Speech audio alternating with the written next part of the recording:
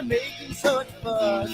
And I don't think I understand what's come of all of us. And I don't think I understand why we take this world for granted. I just want to get right back to Guitar Players Planet.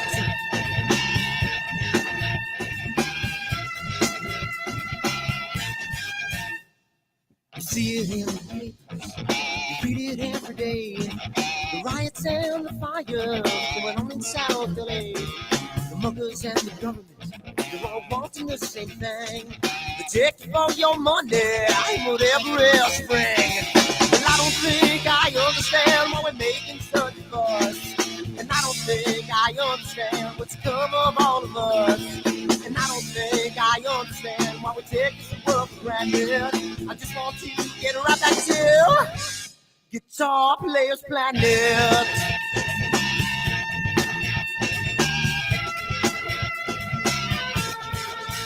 Take me.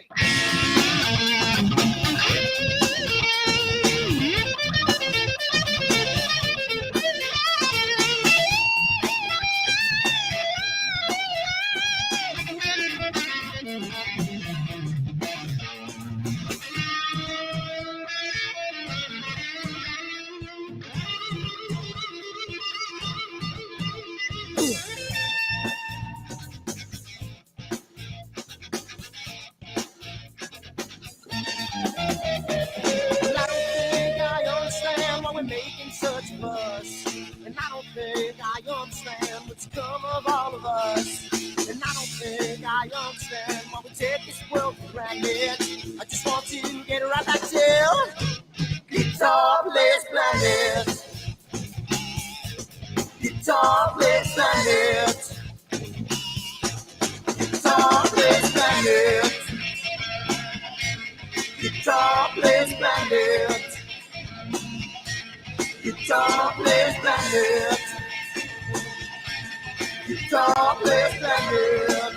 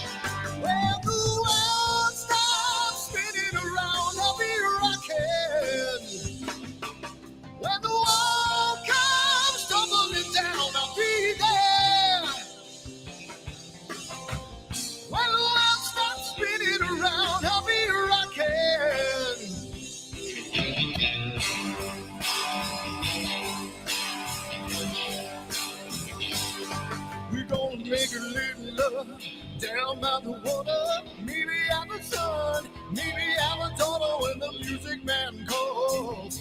That's when I gotta play.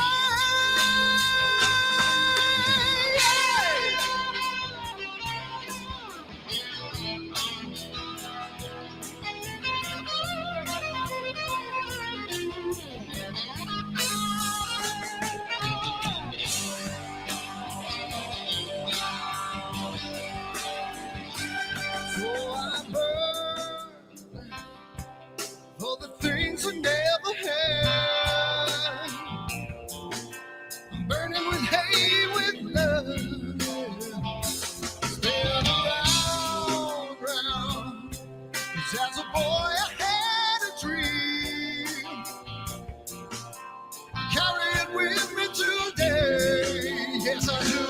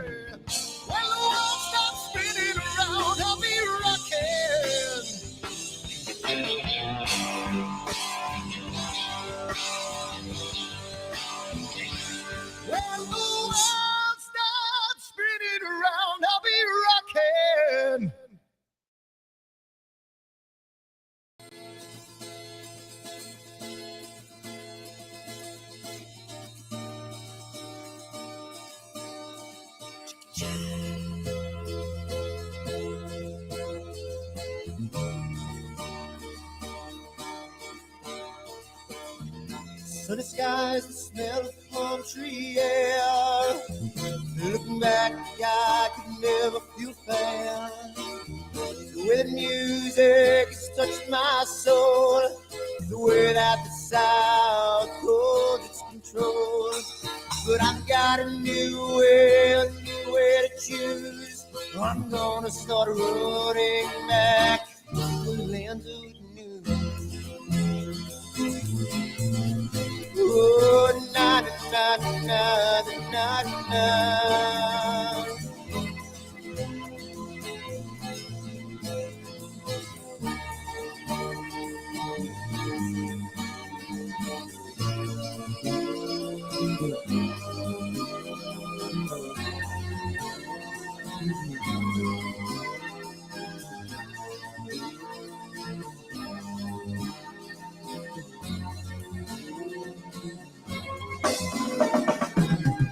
Seems to me that I have lost my old friend.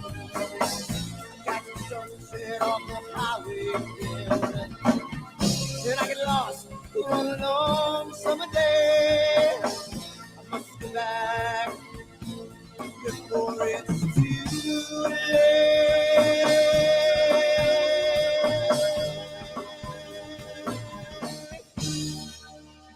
Too afraid.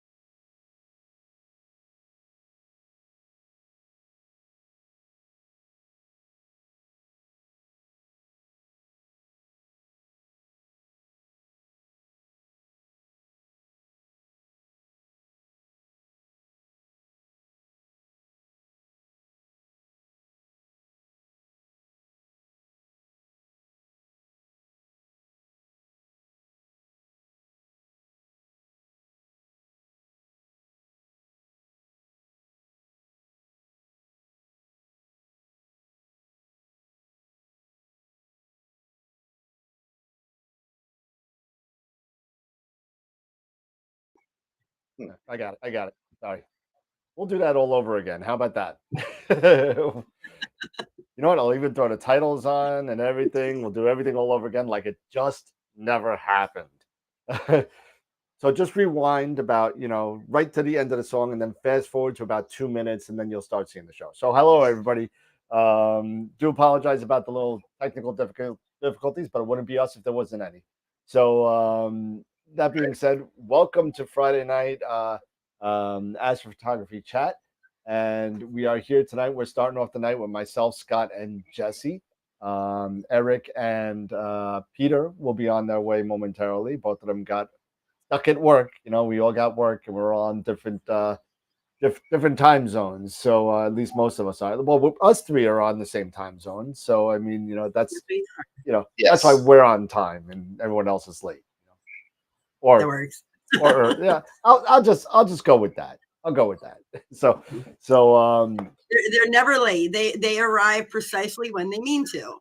Oh my God! Really, you're doing the Gandalf quotes now. I'm sorry. Gonna adjust my camera real quick. Just keep talking. Okay. Yeah. So we got some stuff to go over. We got a double whammy with the wheel spin tonight. Don't go too low, Scott. I don't want to see up your shorts. So, but Don't worry about there you that. go. There you go. That's a little better. But it's a little crooked. But Hold on. you got to tilt adjust the boom. Tilt the Z axis. Yeah, I just had to adjust the boom. There you go. Okay, beautiful. Awesome. So we are at 1.18 thousand subscribers, almost ready to 1.2. That's really, really awesome. Thank you for all the support to everybody. Like I said, we have a double whammy spin of the wheel tonight. We have the spin for the Masters of Pixinsight class, and we also have the spin for the left behind player one camera by the one winner. And the box is a little bit, it's got a little cut there, but I mean, other than that, it's in perfect condition, been used twice. You get the UV-IR cut filter with it. And that's going to go to a lucky winner tonight, sometime about, what time? About 9:30, I guess. Yeah, something like that. At 9:30 Eastern. We'll start doing that. So, that being said, let's again do the regular spiel for all the sponsors and all the member sponsors and all that kind of stuff. And nice thank you to everybody. So let's do that real quick. And it says thank you for watching again. We don't want that. Why does it keep on doing that? Anyway, it should go automatic restart to the beginning, but it doesn't. I don't know why. But thank you to our member sponsors. Again, we couldn't be doing all these giveaways without these sponsors. Thank you so much to Woodland Hills and Night Skies Network. They both have been very, very, actually all the sponsors have been extremely generous to us. So thank you to everybody. And if anybody watching there that is a business owner or whatever would like to become a sponsor, please contact me directly at dan@astroworldweb.com, and this will be up the rest of the slides. So thank you also to our Red Giant level. Everybody, the Eagle 4 giveaway is right around the corner. You're going to start seeing me blasting the airways at least 2 or 3 times a week regarding this to get people to sign up and sign in for our Eagle 4 giveaway. It's going to be a blast. So Eagle 4 giveaway coming up. I believe it's the second. It's this. I think it's the 13th or the 18th. We'll have to look at it. If you want information about it, go to www.astroworldweb.com and you can get information on that big hairy thing right in front of my face. But Prima Lucha Lab, Camera Concepts, Woodlands Hills, Optalong. Camera Concepts has given us a $50 gift certificate a couple of times. Actually, we got about 15 or 20 of them. Optalong giving us $3,000 worth of filters, which are going to be starting to give away after the Prima Luce, giveaway. So again, go check out the free giveaways. They're free. Go check them out. I think we have about 80 people signed up for the Eagle 4 right now. So Super Giant level, thank you to Masters of Pixinsight and IP for AP. Super classes. I just went to a preview with Russell Croman regarding his noise and Star Exterminator plugins for Pixinsight. He did a great presentation regarding how his AI works and everything. And everybody watching and everybody who's members that watches us will get that same presentation. I believe it's July 8th. We'll see it in an upcoming slide. IP for AP. We have a bunch of year subscriptions that we give away. So please go sign up for these. They're out for you guys and girls. So of course, thank you to our member sponsors. If you want to be a member sponsor, feel free to join us on our Patreon site. The website is in the description below if you're watching on YouTube.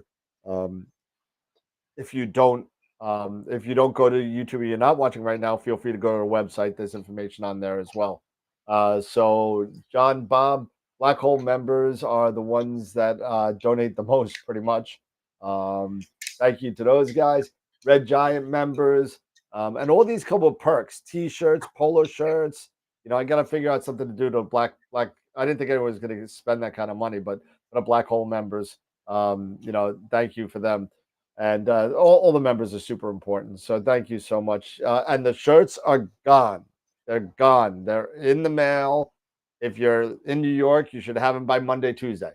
So if you're outside in California or the UK, obviously a little while longer. So thank you to all the Red Giant members. Also, our main sequence members. And you guys are awesome. We have about 30 or so sponsors right now just from the members. So thank you so much for that. And our Protostar members, thank you as well. So we had Adrian Bradley on Wednesday. We had him on. A great presentation on how to do nightscapes and what he does with wide field Milky Way shots, amongst others. So really nice. This Wednesday coming up, we have Ron Breacher from Masters of Pixinsight. He's going to be going over some processing techniques, which is going to be pretty cool. I just met with him today for a couple hours and hung out. June 29th, we have Kurt Lanes, who's an astrophotographer and a DIYer, roll-off roof observatory. He built his own, so he's going to be going over that as well. And let's see, on July 8th, like I said, Russell Croman will be on to talk about his noise exterminator and star exterminator scripts for Pixinsight and how that works. So that's going to be really cool. Check that out. And also feel free to join us on our other social media platforms. AstroWorld is going on YouTube, Discord, Twitch, Twitter, Facebook, Instagram, whatever else you could think of out there. I don't know. There's so many platforms now, who knows? So if anybody thinks that we should be on another platform that we're not on, let me know and I'll push a feed there. So that being said, we are done with the guests and we are back to the main screen. There we go. Very good. So how's it going, everybody? 24 people in the chat. This is the beginner's chat, and I'm going to throw something out there to the people on the show with us. And to the people in the chat. I have an opportunity to purchase a scope, and I'm kind of torn. I'm torn. So I have an opportunity to buy 2 different scopes. I want a better build, and I'm not saying that the Explore Scientific is an inferior build, but it's not the same build as some other scopes. Let's just put it that way. That being said, I already have, so Captain, I already have the 9 1/4 on weight. I haven't gotten yet. It's on its way. But, somebody said something in the Discord channel the other day and said, dude, you're a fractor person. What are you doing trying to learn, a Schmidt? I said, I'm not learning a Schmidt. I've used a Schmidt before, but in a way, it triggered something in me, and I had to be, if I'm going to make this kind of purchase, I need to be like I say on the show all the time. I need to be brutally honest with myself. What is my end goal? What am I going to use the most, and what am I going to do, and what do I get the most enjoyment out of doing? And right now, that is for me refractors. And there's no secret about that. I got a Red Cat. I had a couple of ones before. I got the 127 Essential. I had the 127 Carbon Fiber, so on and so forth. So Gideon made it. Okay. Thank you, Gideon. But so I have the opportunity to purchase the William Optics 132 or an Astrophysics 130 Starfire EDF Gran Turismo. So here's the crux of my thing, and I know I'm really being a jerk about this, but whatever the case may be. So the William Optics gets me about 100 millimeters more reach than the AP does. they both hold their retail, their resale value very, very well. They're both FPL 53 glass. They're both air-spaced. But the AP is also about double the price of the Williams without a flattener. So it's another $1,000 for the flattener. So that's where I'm at. So I want to throw this out to 3-meter RC. Yeah, Cap. Tom says the AP. Everyone's been okay. But I just want a better build of scope, something a little bit more sturdy.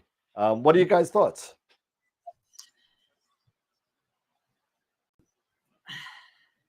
Let me drop a pin. Hold on a second. You got to do you, man. I mean, me, yeah. I mean, that's a tough one. I mean, like me, I would definitely be looking, at. I mean, if you're looking at double the price, like for myself, I'd have to, like that would be the game changer for me. I'm like, but if you've got it and it's what you want, yeah, that's a tough one. I mean, oh. I know. I mean, if you're gonna go big, Daniel, why didn't you just buy a Takahashi? I have a problem with Takahashi, and it's personal with me. If I do Takahashi, I got to do everything Takahashi. All the adapter plates, all the flatteners, all the everything. It's got to be Takahashi. Are they specific too? I mean, is it like I mean, is that how Takahashi roll? I mean, I've not even looked at them. I'm not gonna lie. I mean, like, I know what they are. I'm familiar with them, but more than that, I'm like, yeah, they're out of my price range. That's a little too bougie well, they for are me. awesome scopes. They are great scopes. AP's a great scope. William Optics, they're all great scopes. Takahashi and AP probably are at the level, the next level, the A++ kind of refractors. But I know people that have the baby Qs. I think Tom just sent it out. He's getting a TAC 85Q. I think that's the baby Q. I have a friend that had a TOA 130. I have another one that has a 150. And they're really nice scopes. But I mean, I guess somebody was saying, if you're gonna buy a Porsche and you can't afford the headlights, why buy the Porsche? So it's kind of like that mentality. But yeah, Eddie, I am not at that point where I am on my last scope. At least I hope not. God willing, I will not be on my last scope. This is another stepping stone for me to get to a better build, better optics. FPL 53 versus FCD 100. And just, I mean, it sounds like Pete said that. I don't know what Pete said, but is AP really worth more than a William Optics? Well, that's the question now. Again, we talk about the law of diminishing returns. The AP Gran Turismo brand new runs for about 7,500. That's without the flattener and everything. The William Optics runs 4,100 without the flattener. So now you're saying a stepping stone to getting the one that you want. Why not just get the one and just skip that step and just right on up there? The whole thing is this. I'm not going to get that scope until I move and have a permanent pier. I have a permanent pier, but a permanent dome. Fair. Okay. I'm not going to do that yet. I mean, at that point, I will have a dome. If everything rolls the way I want it to roll, I'll move. I'll have a dome with 2 piers, and that'll be my retirement thing. Okay. Fair. Oh yeah, I know. Buy once, cry once. I know that, but you know what? I've been crying for 50 years, and why am I going to stop now? But Stellar View's another great one. Tom says Stellar View's another one. That's another really good one. But I do have this opportunity right now to get both of these scopes less than retail. Let's just put it that way. I don't know what to do. I'm leaning towards the 132, even though that the AP I know probably is a better scope. But I don't know. Are they both That is new? The William Optics is new. The AP Gran Turismo is about 5 years old, but it's been in a box. Friend of mine's owned it, and it's been out. It's seen first light. I could count the times on one hand it's been used. Okay. Optics are perfect. Everything, not a chip on the box, not a chip on the scope, nothing. It may as well be new. You could probably sell it for new. Can you put it up for like a vote to the viewers right now? I mean, I think they're all kind of weighing in, but Gideon, I don't know.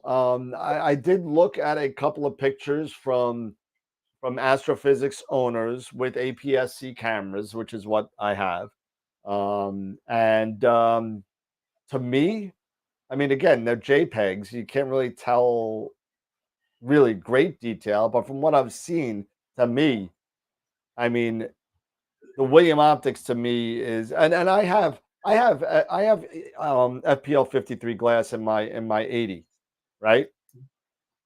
I don't see much of a difference with the exception of image scale between the FPL 53 and the FCD 100. There is a difference. You can see the difference, but it's marginal to me. I mean, you know, other people that are optics, you know, geniuses will tell you FPL 53 is far superior, and it probably is. It's just that my eyes are out of whack, and that's what I see, you know. So, yeah, Dave, I think so as well. But yes, Eddie, I know you have a Takahashi. So Tom, um, well, Tom Bramwell, yes, the Asado is going to go on there. It'll be if I get the William Optics, it'll be a red on white William Optics, so everything will be red, so it'll be nice. So Tom, the if I'm correct in remembering, the William Optics is a 925 millimeter focal length as opposed to an 819 millimeter focal length for the astrophysics. One's a 130 and one's a 132.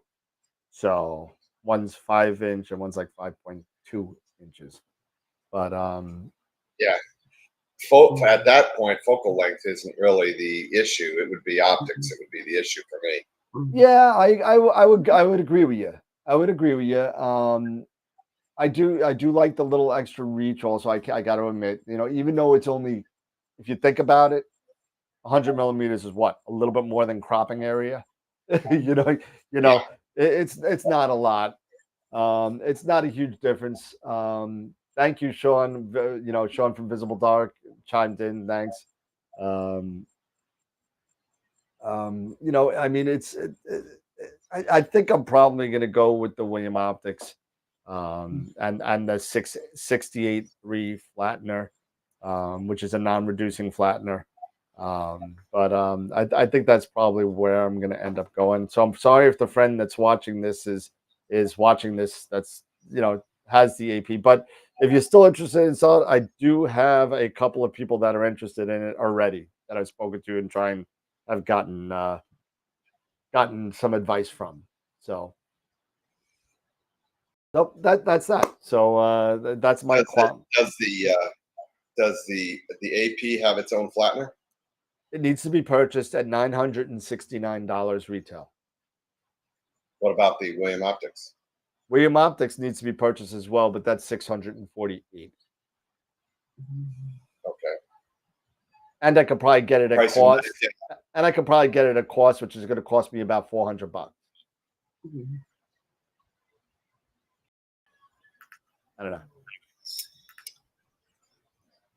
How much do they want for the astrophysics?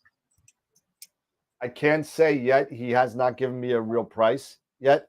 He's just been showing me pictures. I mean, the brand new, it's 7,500. So it's a couple years old, you know. I don't know. But they hold their resale value. I can't see him going any lower than 1,000 off retail, if at all. because it is in pristine condition. You know. Yeah. Thanks, Sean. Sean said, "Good choice. Go William Optics. Great optics. Save some money and put that money towards other toys." So, so hey, you know, I got some sleeping to do. Or you could just save your money and just get the William Optics, 180. Too effing big, bro. I can't look. Did you see that picture with William on there trying to hold that thing? Oh my God. It's like he's trying to put a tank tread on his back. You know, I mean, it's too big, man. That thing, I would only get something that big. Again, my retirement comes in. I got the 2 piers. I got the permit, and it just sits there. And you got it. the dome already. Yeah. Yeah. Like, And how it just sits like there. that way? What's that? How much something like that weigh? Oh, man. The 180? Yeah. Oh, man. It's got to be like That's probably got to be 46 pounds. pounds. It's got to be 60 pounds. That's what I said, like 60. Yeah. William Optics 180. It's kind of like, it would be kind of like muscling the C14 in place. Maybe a little easier. William Optics 180. Of course, I'm going on cloudy nights, so I'm never going to find the answer to that. Hello, Charity. Charity, hey, Charity, what's going on? Let's see. I can't even find it right now. It's got to be over 50 pounds. I mean, it's it's heavy. It's heavy. Let's see. What do we got in the chat? It's got to be like moving the C14. Yeah, it's very similar. Just that it's longer. Yeah. And that's it. So, yeah. So that's what we got going on. That's what I have going on. So right now I have my 80 millimeter Esprit outside right now. I just purchased Wednesday. I purchased the NBZ filter. So 2 inch. 2 inch. Yep, it's in there. And that's the Nebula booster, right? Well, it's a dual band, so it's HO. Yeah, but it's the one that I bought, right? Yeah. Same Well, one. did you get the fast one though? The UHC? I got the fast one. Yeah, you got the fast one. I didn't get the fast one. I don't need the fast one. You're gonna need it for your Hyperstar. Hyperstar. That's what yeah. I got it for. So the NBZ basically it's a dual band filter like an Allen Hands. Yep. But great images. Yeah, and the color balance on it, from what I've seen from not only Eric but other ones on AstroBin and some other people, it's been great. I'll tell you this, but besides the one that I bought, we purchased 4 for sale at Camera Concepts. They all came in Tuesday. They came in Tuesday. As of today, they're all gone. Of course. So I told Jeff to order 10 more, and hopefully we'll be able to get it. So it's supposedly it's a nice filter. I'm gonna wait a little bit because I gotta wait for Cygnus to come up a little bit. And I'm gonna start work on we got people here. Okay, we got people waiting. There you go. Is that Eric? Like, what on earth? Like, what is that? So let me switch this up, and let me get the 5. Hello. And we got peoples now, and that's not Adrian Bladley. Sorry. Let me finish. Wow. Let's see. And just there we go. is now Jesse, and now you're Jesse. So, Can you get him up into the green room? Yeah, I can. You got to give me 1 second. And 5 up is 22. Give me 1 second.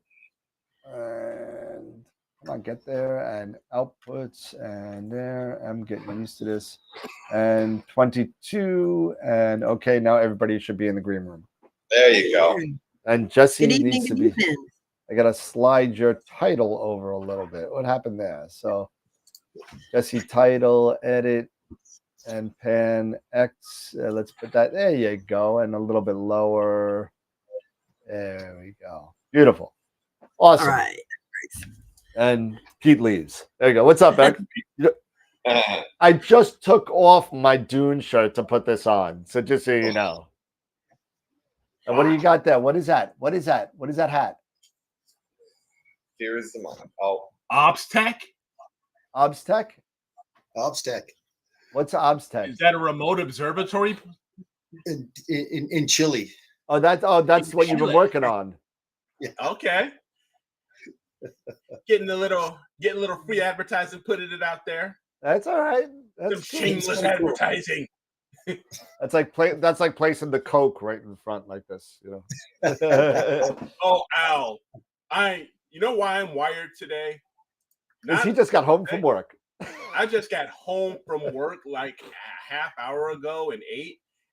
And today I officially start my vacation. Nice. Congratulations. Is that your first one this year, or? Yeah, that is my first one this year. Whew. Yeah. wow. Any big plans? Yeah, because 4th of July, I know I'm working 4th of July. Is this a staycation or a vacation? No, fly me to the moon. I get on that. You're going to the wedding, aren't you? Yes, I'm going to the wedding. That's I go right. down to Cancun. That's right. Very good. You're gonna love that. I go to an all-inclusive resort where the drinks are paid for. I don't have to drive a car, and my wife is there to wheel me to our room. Whose wedding? It's the 25th anniversary of two of my best friends. They're doing their vow renewals, and we're standing up with them along with some other friends for the ceremony. Well, that's awesome. So congratulations with that. That's going to be a lot of fun. I hope it's going to be a lot of fun. I hope you don't get too much alcohol poisoning and all that. So. You know what?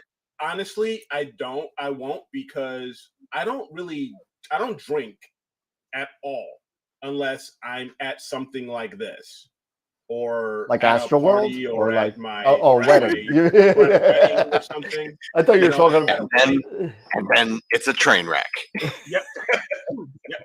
I don't really drink at all, at home or anything like that. But when I get to something like this, a wedding or an outage with my friends like this, yeah. No, she wrote. So I don't know how much. So I'm kind of a lightweight because it doesn't take much. That's okay. I don't drink.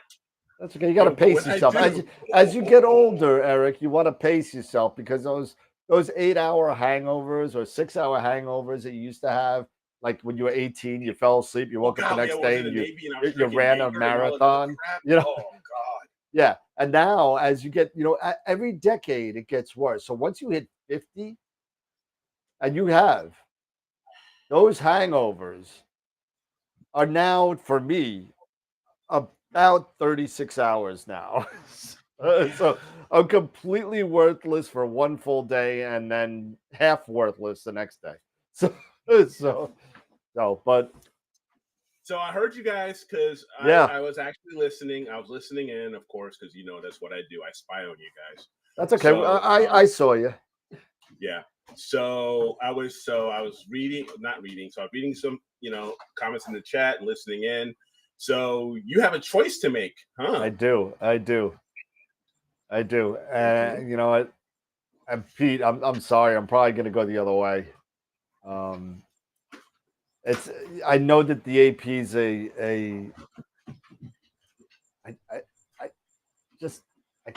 can't. The AP is my retirement fund. That's mine. Yeah, that's mine too. I'm just being honest. While I have kids, it's the William Optics and Celestron. When my kids get the heck out of this house and I go retire in New Mexico or Arizona or somewhere, that's when the AP comes with me. That's when the top comes with me. I mean, like I said before, I hope that this will not be my last scope ever. Until I get a dome or something like that. God forbid. I mean, I know scopes, no matter what scope you put out there, if it gets damaged outside, it gets that. What happened? Did I lose my mic? Oh, it just went blank for a second. It's just like, I want the AP, I really do, but I don't know if I can afford it right now, to be honest. It's going to be close to $8,000, Dude. $9,000 with a flattener, I know. and it's just I don't know. Hey, Dan, Yeah, buy once, cry once. I know. He's already been beat over the head with that stick. I know. It's just I'm telling you, man. Believe me, It's like, seriously, Roland makes these scopes so rarely, and they hold their resale value. I know they Trust oh gosh, yeah. that scope is a refractor is in that echelon with the tech and with the talks. I mean, basically, you'll have absolutely people coming up to you looking at that scope. It's just I a know. premier scope. If you can't afford it, by all means, definitely go for it. If you can't, truly, I understand. But believe me, it's just it'll be the scope that you'll go to. They'll put it in your casket with you when you die. That's what I was gonna say. They will bury you with that scope. You have to put that in your will. Like, bury me with the ghouls this have come out scope. and start digging up the grave just to get the scope. Just to get the grave digger will come out. I'll I'll probably be one of them. I love you, Dan. But and don't worry. If I pass away and I buy the AP, we'll have a paid raffle for the AP to pay for my funeral. How about that? But I mean, it's an awesome scope, and I've looked through its predecessor, the non-Gran Turismo, the other 130 EDF, and those things are tack sharp. Well, Dan, you got so much stuff in the closet of death. Start to have the garage sale, man. You need to have a garage. Absolutely, that'll make up the difference right there between what your budget is. I have a lot of stuff I can sell. Exactly, I could sell the 127 for a good price. I have an Atlas mount, hyper tuned, that can go. I have other stuff that can go as well. But Can I make a suggestion? oh, God. Everybody has a dream scope that they want to attain. One of the scopes I wanted always was an Officina Stellari Velocity. I've always wanted one. I was able to get one. Yep. The next one now is the Officina Refractor because they don't make those anymore. But the lenses were made by APM, but the body was actually made, the carbon fiber tube was made by Officina Stellari. So those are always the two scopes I've always wanted. I gave up. I sold my Tech 140 that I thought I'd keep. But believe me, once you finally get that one dream scope, believe me, you'll be so happy with it. It's really a beautiful scope. It really is. And it's been sitting in that case for 2 years, not even being used. Nope. That's the sad thing. Nope, not even being used. It was literally used like 3 or 4 times just to see if the optics were good. And trust me, if you don't get it, one of our viewer membership members is going to buy it, man. Oh, I already jump on it. Jazzy J. Hola, ¿cómo está, Jazzy J? But yeah, I mean, I really need to sleep on it. If I do it, I gotta sell certain things and do it. You know what I mean? But you're right. That AP is just unbelievable. It really is. What's the focal length on that one? 819. Yep.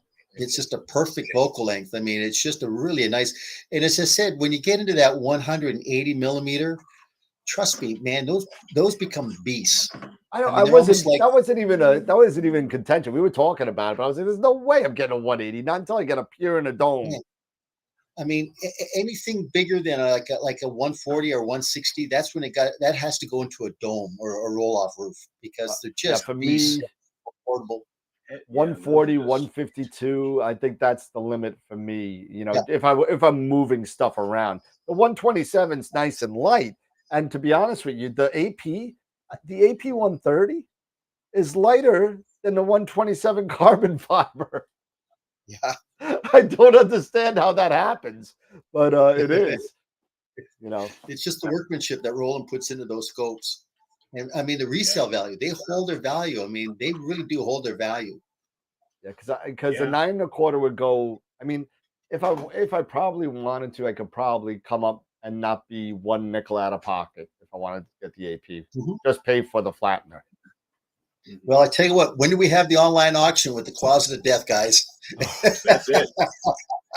Dude, I got to do 3 videos. I had to borrow this. I had to get a little camera going.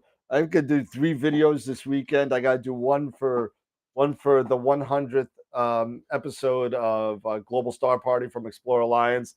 I got to do another one for the Exos 100, and I got another one for something else. I forgot what the other one for. We got to do 3 videos this weekend. So, yeah. So I got data. Okay, me too. Oh, tell us, I got Eric. data finally. And it looks like I'll get more data all the way up until, looks like maybe up until I leave for Mexico. So Yeah, the skies look We're good. not- Buddy. Keep on sending the Huh? skies to the east. Keep on sending the skies. yeah, they're coming. They're coming. Please, please. So I'm using Nina right now. Yep. Learning Nina, learning the advanced sequencer.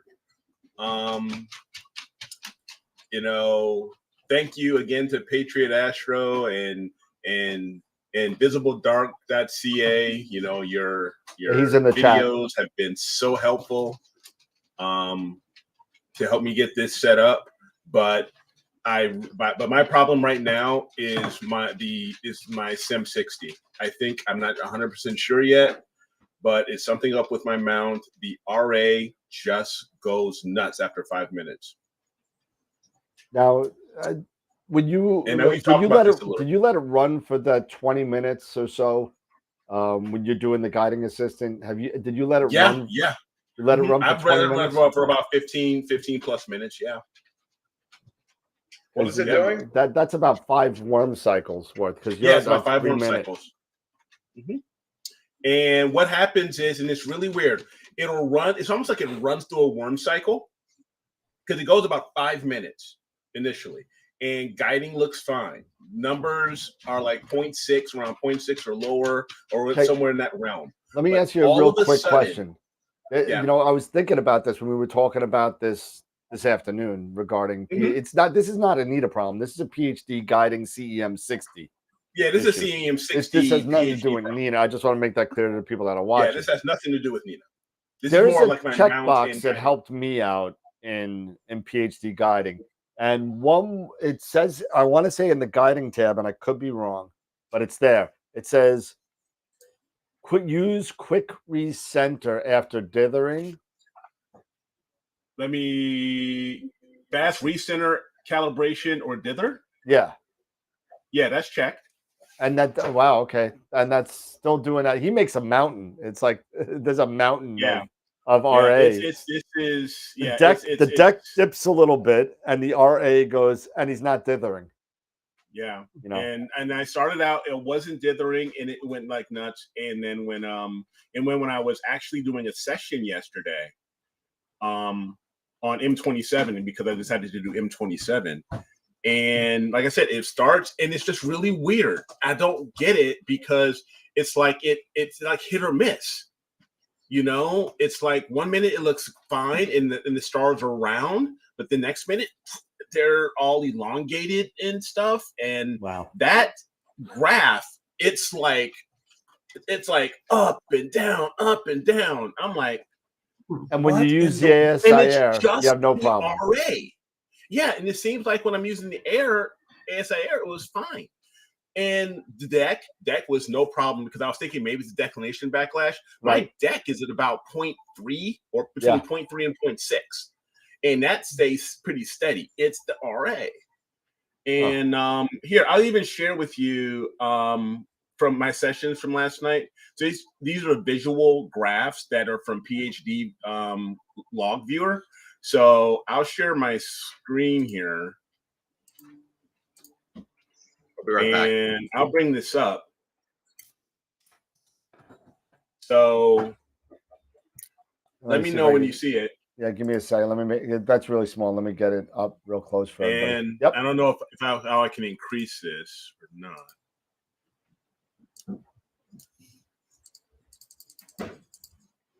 So that was the calibration. This was after calibration. And then I start my guiding. And you notice, if I scroll this out, how it starts running fine. and then it goes nuts. Wow. And that came just fine. During my session, here's the actual session, and I'll minimize and I'll bring this down a bit so you can actually see with all this, because the dithering, the settling is failing when it's dithering. And you can see overall from the start, and this was at midnight or so, and see how it runs, and then it hops a little bit, but then it goes nuts. So what's the time difference from beginning to where it starts, that second line where it starts peaking? This is at around, okay, I started this around midnight. Okay. Just after midnight. And so it starts rising just around 1 o'clock. Or it started actually starting getting a little goofy at around a little bit after 12:30. And then it comes back and settles down a little bit. And then 15 minutes later, it hops, at 12:45. It does it. And then a little bit longer, it still goes. And then all of a sudden, it just, at around 1 o'clock, close to 1 o'clock in the morning, boom, it just goes crazy. And it's failing, the settling is failing for dithering, and it just gets stupid. That's crazy. Yeah. And there's something up, so I'll stop sharing here. So if anybody has any suggestions, feel free to shoot them over to me. But I mean, without kind of just doing the hands-on stuff with it, I mean, yeah. But you can see, everybody can see that how that just, there's something not right there, where it does fine for a set period of time and then just goes crazy.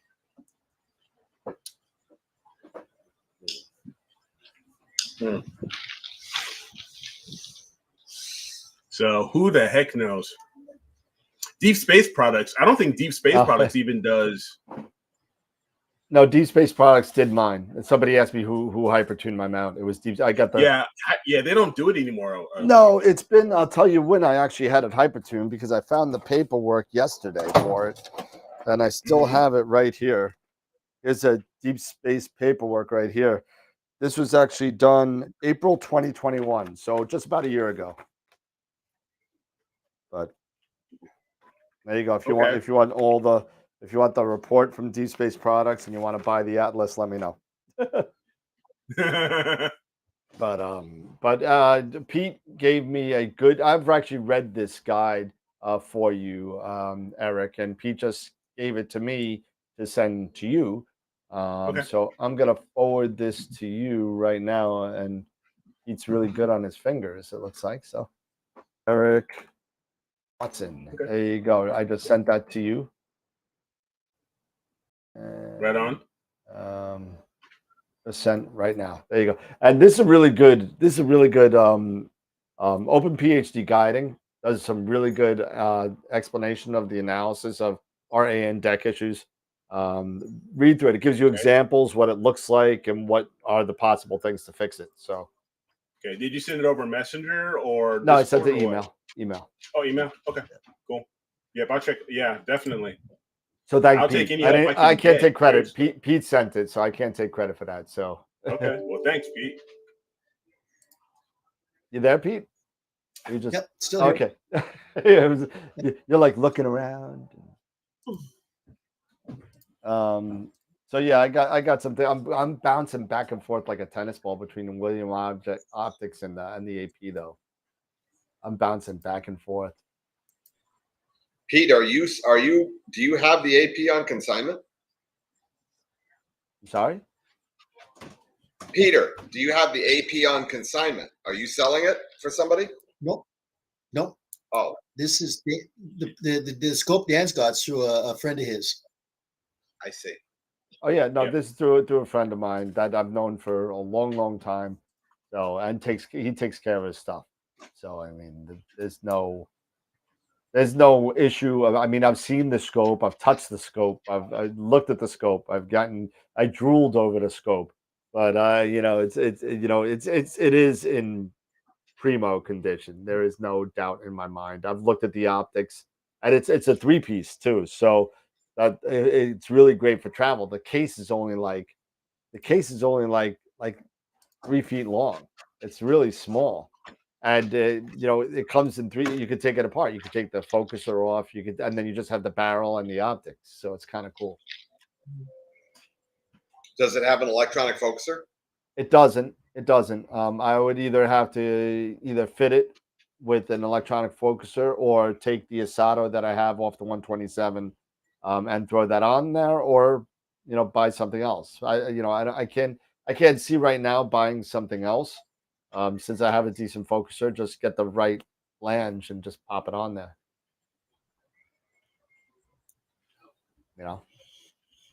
Yeah, I'm just replying back also to Cap. That it because he was asking, is it the same time interval or is it intermittent? It just seems that it starts at the very beginning seems fine. Like I would say for like that a half hour, 45 minutes. So I'm going through, at least 8, maybe between 6 to 9 cycles before it starts doing this. And what befuddles me, what vexes me, I'm terribly vexed by this, as I quote Gladiator, that when you're imaging with the same mount, with the same scope, with the ASI Air, there's no issue. It doesn't seem to be an issue. And there's got to be some setting in PhD2 where you're not right. Maybe like I did say this once before, maybe one day either you and I or anybody who wants to come, just share your screen of all your settings. Not on this because you can't really see it. But and we could go through it tab by tab and see what it's probably something so stupid that we're just overlooking it. And and that's what I keep thinking. It's got to be something just so minute, something so simple. Just like, it's just like doing, working in IT, something starts acting so goofy, in IT, and it's something that's so small. Eric, time to get a star aid. Oh yeah. Hey, Robin, can I have like $1,500? It sees stars. Yeah. My God. It's full of stars. Oh no. I tell you, the star rate. One thing about the star rate, you don't have a lot of these headaches that you do with PhD. That's the one advantage of it. I'm still waiting for the prototype from Hendrik so we could throw it around to the group and test it out. Yeah. But it's maybe time to kind of reach out to him again. Because he was at the AIC show. And you might want to just send him an email, but he'll definitely send you one. I would love to try that out and just see, put it up against PhD, and then once I'm done with it, give it to Eric, who's having all these problems, and see if it cures some of his problems, Yep. But it'd be interesting. I've run PEC. I have not run Pempro, but I've done PEC, and it is running on PEC while it's doing PhD2. So you did the periodic error correction training. I did the recording. Are you running an RA predictive PEC? No, I'm using Hysterias. I'm using the default algorithms. Well, you're using hysteresis and reset switch, right? Yes. Yeah, I'm using the default algorithm. But the resist is in the deck, right? The hysteresis in RA. The resist is in the declination. Yeah. Correct. Okay. Yeah, because I'm looking at the algorithms. Yeah, hysteresis and resist switch. So, just out of curiosity, what's your aggressiveness setting in the hysteresis algorithm? 50. Okay, that's 50, 60. That's okay. Yep. Can I ask a dumb question? Is at 10, and I did everything. I did the guiding assistant, and like I said, and it ran for quite some time, and it came back like with its minimum moves I'm gonna ask a really stupid RA question. and deck. Now, Mhm. again, I'm assuming you probably did this. Have you tried turning the PEC off and doing it? Just turn the PEC off. See what happens. See what happens. Because, you know, with Maybe the ASI maybe the Air, PEC training is with off. the ASI, because with the ASI Air, I cannot run PEC.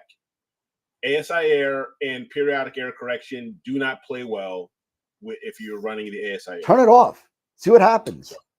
See what happens. Turn it off. Leave the settings exactly the way they are, because you sent the picture to us of what it looks like with the hysteresis, the resist switch, the aggressiveness, all that kind of stuff.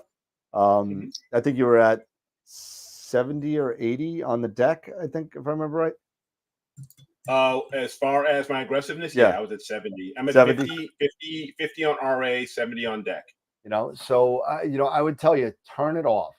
See what happens. You know, that just takes something out of the way. Out of the equation. You know, and if it fixes it, you're done. And then you really need to kind of think about, you know, maybe doing Pempro, which is a little bit more specific than the built-in PEC of the mount. But you know, and I have created a new PhD profile, and both times, and I'm still doing PEC, and both times. I'll tell you this, and you know, PEC is a great tool if you have issues with your mount, and with, you know, you have every mount's got their little dinky issues that has problems, whatever. Now I've been using, and Scott, you use it. No, who else uses it? So Green Swamp. So Mark Ellis uses Green Swamp software, and it's got its own internal predictive PEC training on there. I'm sorry, permanent PEC. Permanent PEC training. And I'll tell you, I did it with the training and without the training, and I got better guiding without it. Now, whether that's me doing it incorrectly on GSS or not, I don't know. But results are in the pudding. So I get better results without it, so I don't use it. My seeing is crap anyway. Hey, Eric. Yes. We've got a software BISC MX Plus mount that we have to sell as a demo because I only set it up at the AIC show. We've got to post it on the website, and it's a steal. But if you're interested, let me know, because you know we might want to get you into a high precision mount. Robin, hey, honey. My computer broke. It's brand new. I know. Hey, but you're taking her to Mexico, so I think you're next in line, right? It's Father's Day. Hey, Eric, it's Father's Day on Sunday. Come on, she's gotta help you. You're right. There you go. The kids keep asking me, Daddy, what do you want for Father's Day? How much for your children? How much? How much can we get for the firstborn? I don't know about you guys. Yeah, Robin, how much can we get for the firstborn? So Captain 404 and Sean Nielsen also said they don't use PEC. So try it with you got nothing to lose. Try it without it. I got nothing to lose. Turn it off. Go to the hand controller or whatever you did, turn it off, and I just turned it off. As a matter of fact, I just went into Commander and just turned it off. And see what happens. You know. Yeah. So we shall see. We shall see. We shall see. Watch him get like 0.4 guiding for like 7 hours. Scott, when are we going to see some images of that beast of yours? Not sure. Come on. You mean to tell me that thing is just a trophy sitting in the living room, man? We got to see some images with that beast. Come on, it's a sweetheart. Oh, don't worry. I will definitely get it out there. I've been so busy with work lately. Now, granted, now that the United States Federal Reserve has decided to introduce this incredibly horrific rate increase, 0.75, baby. Yeah, that might slow down. So but I do live in Florida, so the likelihood that the real estate market in Florida is going to slow down anytime soon isn't very good. No. So, But you know what? You could definitely take it out for at least a couple of hours so we can at least just see exactly some images. Yeah. yeah, I'll probably this weekend. I don't have a heck of a lot to do. Father's Day is, of course, Sunday, and we've got ribs and picnic stuff and such. But tomorrow, it's looking like it might be a good day, so I'll probably get things set up tomorrow. Nice. Yeah. Perfect. Nice. You got to wait for that first image, man. You got to see that. You got to see that, man. That's a sweetheart.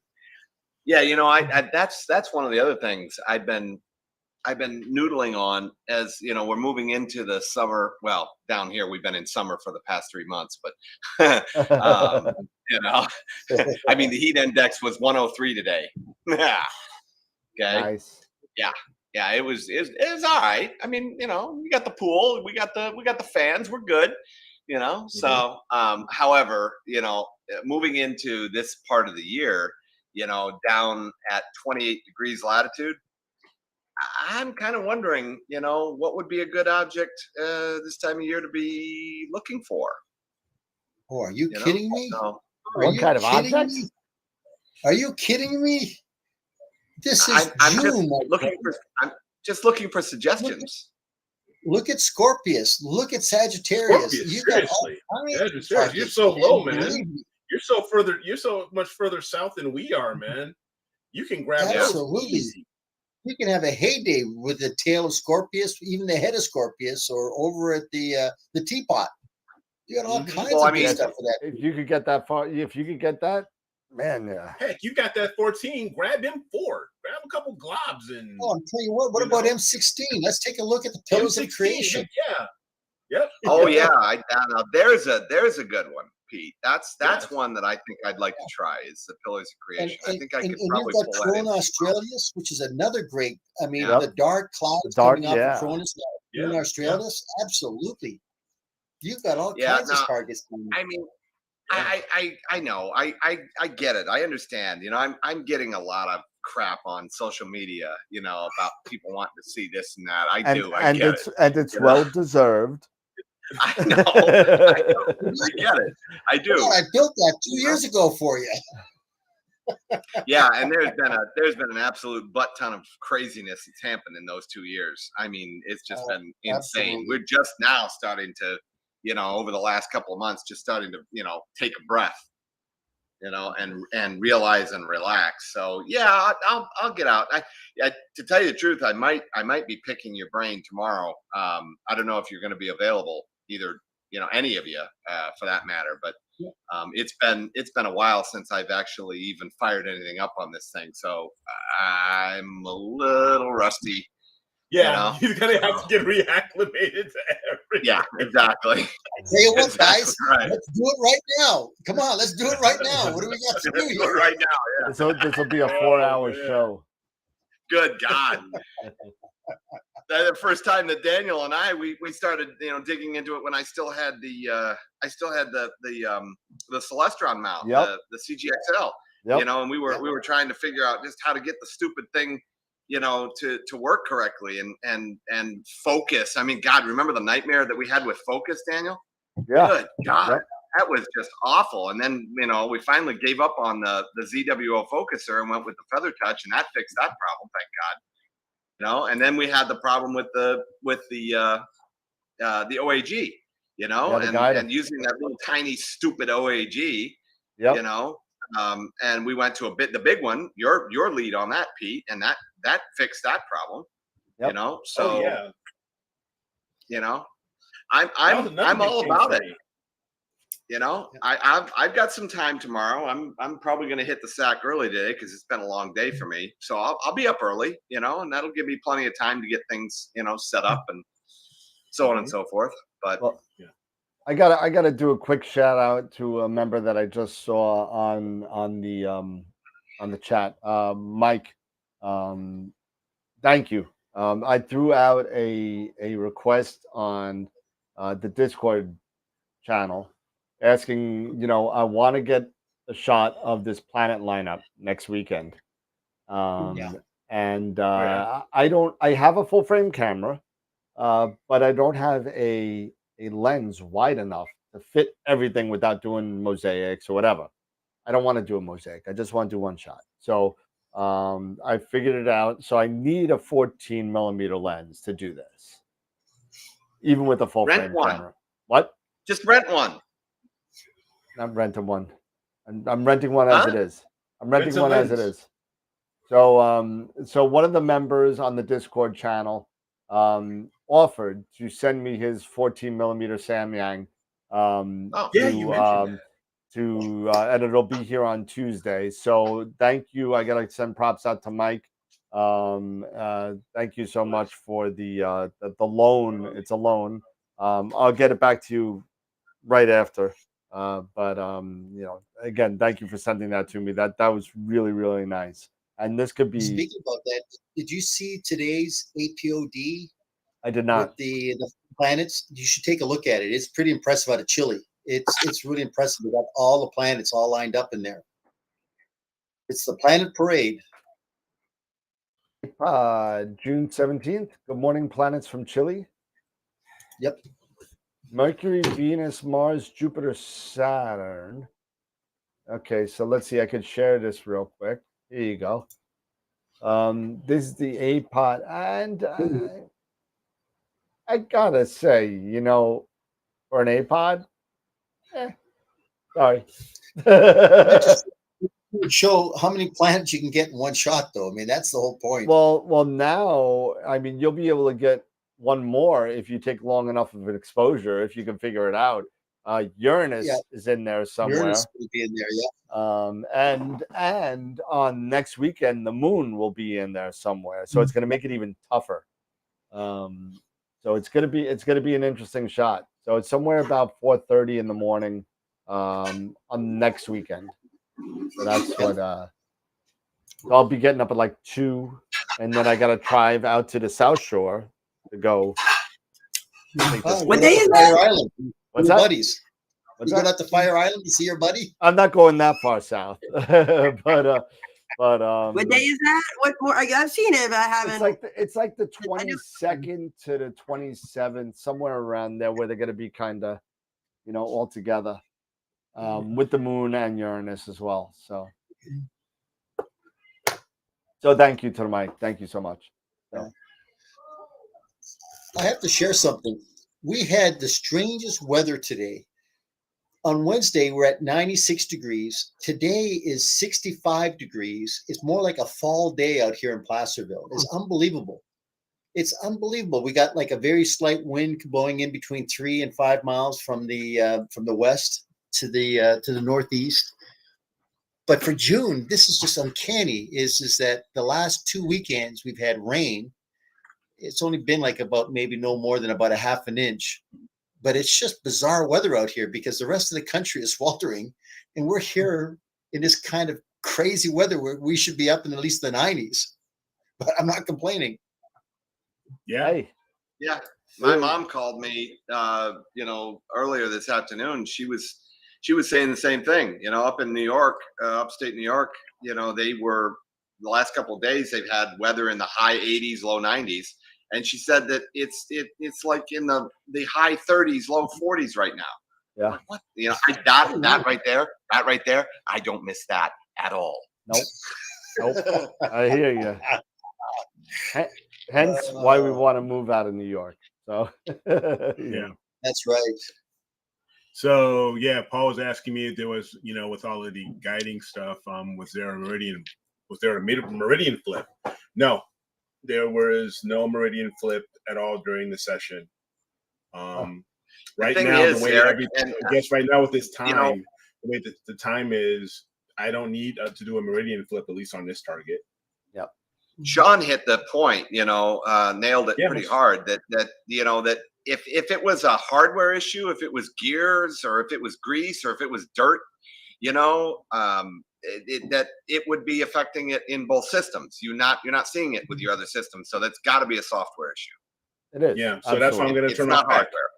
No, yeah, it's not hardware. And not to mention the fact that it works perfectly with the ASIR, which just goes. That's what I'm saying. Which just goes to your point that it's not something wrong with the mount. So don't send it to Ioptron. Don't do it. It's Yeah. something. It's a wrinkle. You just gotta iron out, and then once you have it done, you're finished.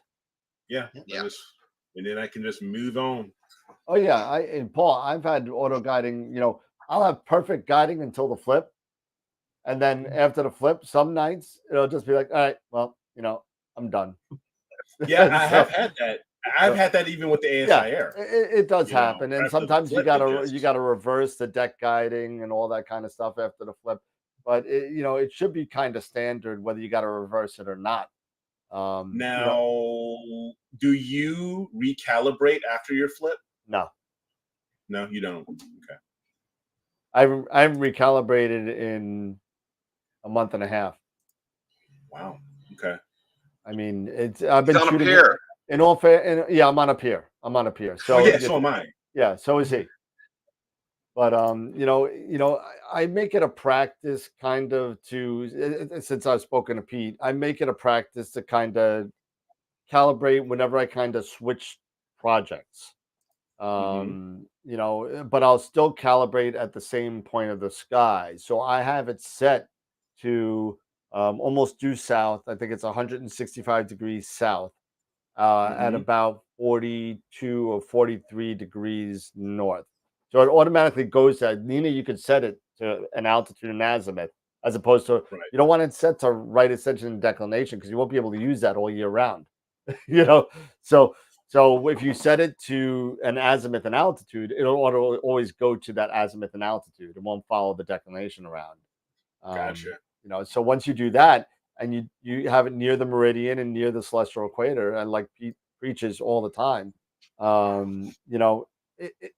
once you know the altitude and the azimuth of where you want to calibrate, you just send Nina to the azimuth and altitude, and it will go to that no matter what.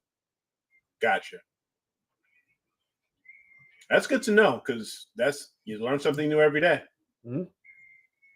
So no, that's definitely a good thing. I've been saying that a lot lately. Like for every mistake, we must surely be learning. While my guitar gently weeps. Yeah.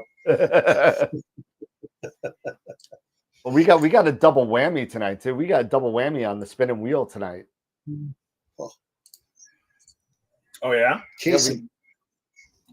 I was going to say, case in point, I learned a valuable lesson here just a couple of weeks ago. The 4040 G-Sense sensor is a 52 millimeter corner to corner. I didn't realize that it was that big of a chip. And all of a sudden I thought, oh, wait a minute. I think I've sold to this customer 50 a millimeter filters? 50.8 millimeter round filter. Oh God, I just thought, wait a minute, because it's the FLI, right? Sure enough. It's horrible. It's just incredible, the stuff you have to just memorize to be able to just in the future when you start talking to these clients. Especially when you get into above, you get above that full frame chip size and you go to medium format. You got to sit there and really think about what the hell you're selling. And I mean, you start looking at image circles too, right? I mean, we're talking about image circles on, say, Explore Scientific and then Tech, and then you go to Plane Wave, and we're talking now 65, 70 millimeter, all the way up to 82 millimeter image circles. I mean, that is a big image circle. Like my head. For that.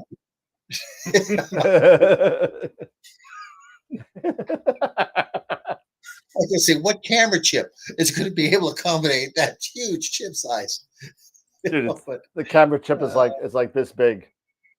Yeah, really. It's a $40,000 camera. Oh no, it's kind of like up, or man. more, a lot more. Like close to about $250,000. Yeah. Hey, the good thing is I found out, you know what, I should send this to you, all you guys. I guess FLI is going to have a online webinar about CMOS and CCD technology. You know what I'll do, Dan? I tell you what I'll do. Hold on. You know what, Dan? I'm going to send you the link, and that way you can post it. Hold on. I'll get over to you here. And so the answer to the question is yes. We're going to be doing the entries, and I found the wheel for the original Mars cam and the original wheel. So yes, we are going to be using the people that have bought this was a purchased a raffle, if you remember. People were donating to the channel to buy raffle tickets. So I did find the correct wheel for everybody who has purchased. So only the people that purchased the raffle at the time the cam was given away will be able to win now. Okay. So yes, so that would be that answer went across. And if Timothy Sessoms wins again, we'll spin again because Spin again. yeah, it will spin again. So so that's the answer. So Yeah, that's some of only the- fair. yeah, so the people that we got in there, and actually Mark Ellis, if Mark Ellis wins, Mark Ellis said that we could kick it back as well. So Bob Santos, Joshua, Ooh, what's that? we have some fun coming up. So no, go ahead, finish your statement. Okay, so so the people that are around, so Mark Ellis, Bob Santos, Joshua Manier, Evan Green, Eddie Z, and a couple other ones. Let's see, Christopher Setens. Who else is in there? Dennis Hess is in there. And that's it. There's not a lot. A lot of people bought multiple tickets. So there's 44 entries, but like 10 of them are defunct. So, but yeah, you were saying, For the Alec? camera, right? Yeah, This is for the Neptune camera, Gideon would like us to critique his Veil Nebula. Beat me to the punch. Sure. Where's it Yes. at, Gideon? Is it in the drive? If it's in the drive, I'll download it real quick. Let's see if it's there. And critique. And it is not there. So if you want to drop it in the critique folder, you can. If you want, I will throw the link. Yeah, and if anybody else has any, he said it's in Discord. Don't use but Discord. It's in Discord. Yeah, that's what he Isn't says. Discord It's in doesn't that strip it down? It does. Everything strips it down. Yeah, That's everything all. strips. Yeah. I hear you, Scott. It's all going to be JPEGs and that kind of stuff. It's all going to be compressed stuff. But Oh, he's not sending you the XIF. hey, I'm watching this. Yes, Jay. If you're watching the show, I just saw you on Discord. Yes, your shirt's in the mail. Absolutely. So. Yeah, there's a limitation on Discord, according to Josh, 8 meg.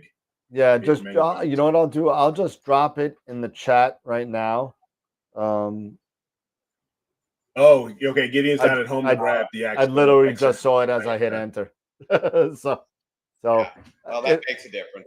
If Not any, home. He's not at home. yeah, but if anybody else wants to critique something, feel free to drop it on that link. Yeah. And just let us know in the chat that you dropped it. And that's what's fun about Fridays is is to do this. It's Photo Fun Fridays. Yeah, that's what it is. Yeah, you know, I've been watching the chat, and it looks like Charity. I think Charity's in Florida. I think you're right. Yeah, she's talking about not acclimated yet, having fun with the lizards. You know. And I'm assuming she's talking about the little critters that run around the ground, not some of the population of humans. No. Yeah, because we got a few of those here too. Hopefully she's not talking about the gators and the Burmese pythons. Yeah. That are down there. Let's see. So I do have the image. It's probably a little squashed because of Discord. Mike G said he just dropped one in the Google Drive. Okay. Let's see. Done. And Mike G, where are you, Mike G? Mike, let me know which one's yours because there's a bunch of images in there. Yeah, Cap, you're not kidding. Cap, you are not kidding. Mm-hmm. That is straight legit. You ain't kidding. Yeah. That's one of the things I was even thinking about, because I was all, I've always talked about going to New Mexico. That's one of the biggest things there too. It's Test like, two. All right, I got test 2 right here. I'm downloading it as we speak. Where's the download button? There we go. Scanning for viruses. There's no viruses. So thank you. What part of Florida are you in, Charity?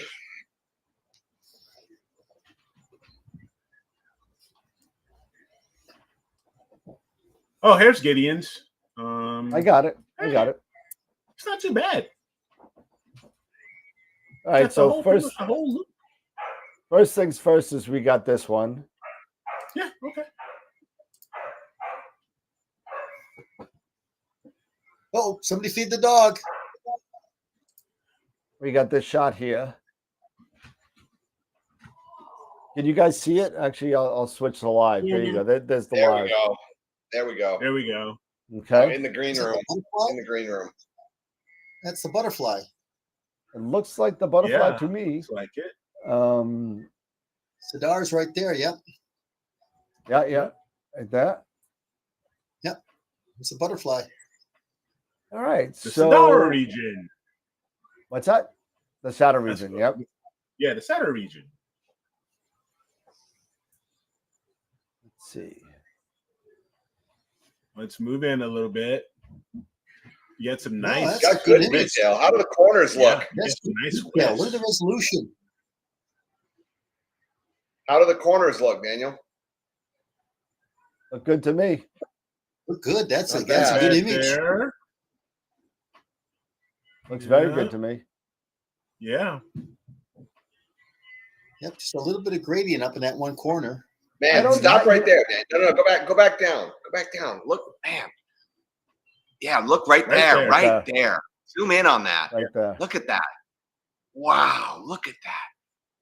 How long? good image. How much integration? Yeah, give us some Not specs integration, on but this.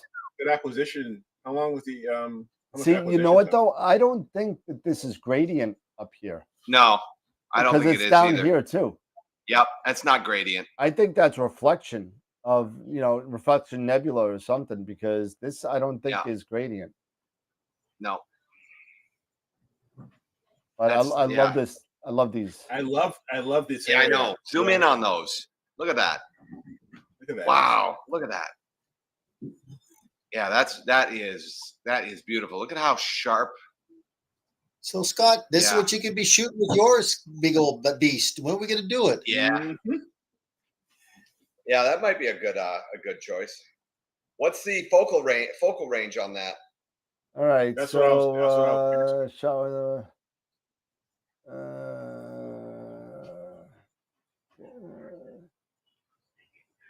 167 5-minute shots. Wow. Wow. Somebody got a calculator for that? 167 by 5 minutes. Yep, by 5 minutes. Who's got a calculator for that? So that's 160 would be 800 minutes. So 835 minutes. So that's About 5 10 hours. hours 10 hours would be 600 minutes. So you got probably about 13, 14 hours of data.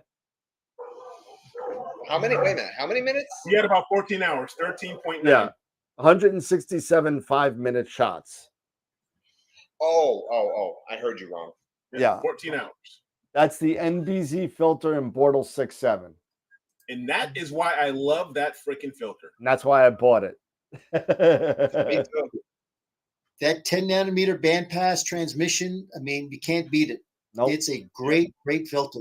Yep. Yep. So, and I just told And I just tell you, told Jeff that's to buy one of the- 15 probably more. One of So the reasons why I keep really thinking, going back. I know sometimes I'm flip flopping like a politician, but sometimes I love that filter so much. It's almost like I want to get the 2600 one shot and then sell everything else, and then sell everything else, and just stay there. So wait, I want to go back. This is a 14-hour shot in an Yeah. 80. Is that what I'm seeing? A 400 millimeter scope? Is that what I'm seeing? Is that what it is? 400 millimeters? That's what I'm seeing in the chat. I just want confirmation on that. What's even the scope? with hyper, Well, it's a even with 400 Hyperstar, millimeter I'd be- scope, so like an Esprit 80 or something like that, I would think. So that's either like a 70 or an 80. Yeah, It's an My- 80 millimeter. my Esprit 80 is 400, so it's an FRA 400. FRA 400. There you go. Oh, okay. NASCAR. It's an NASCAR. Okay. Yeah, the only way I could shoot that would be with Hyperstar, and even then it would be tight. Yeah. Because even with your Hyperstar, you're getting what, around 625? 7. 7. Yeah, Gideon said you sold everything. You don't sell everything. You're gonna regret it again. Telling you. Oh man, you are so right. You know, I only sell things that I know that I'm never gonna touch again. You know, Yeah.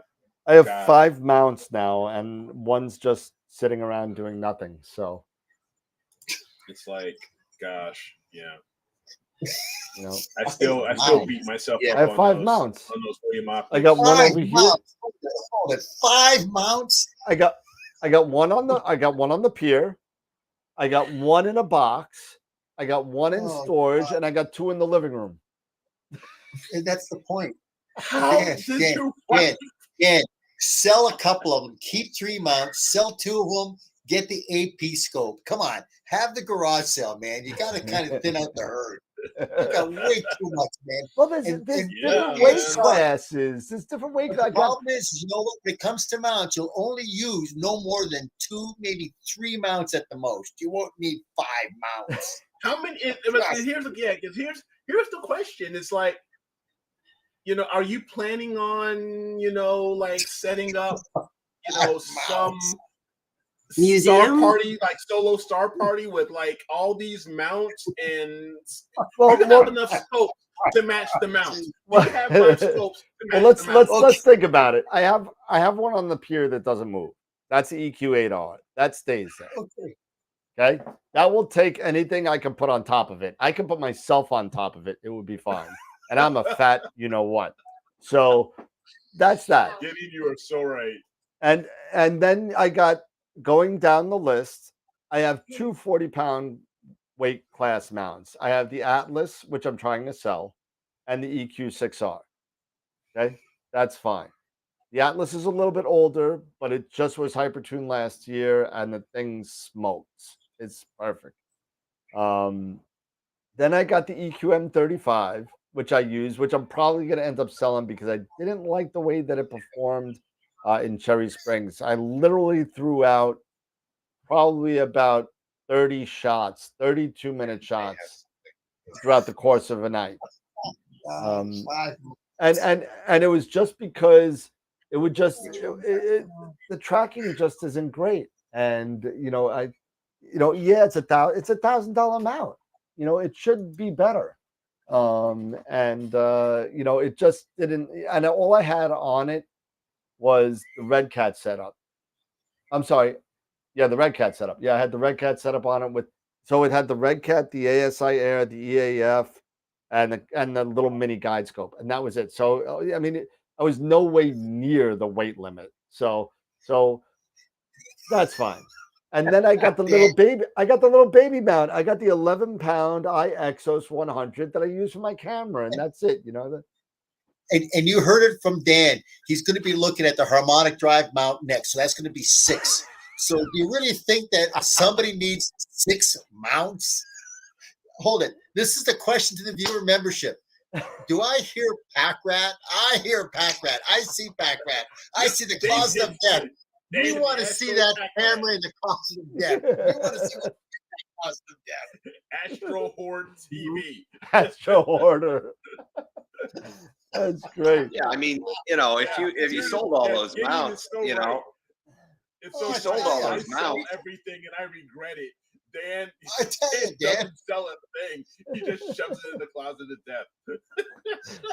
Go ahead, Scott. I'm Get sorry. I rid knew of you want to say something. Get rid of the try to get rid of the mounts that you don't have any use for. Keep the big one that's on your pier. Buy an RST 300, for portability, and put it on a Gitzo tripod.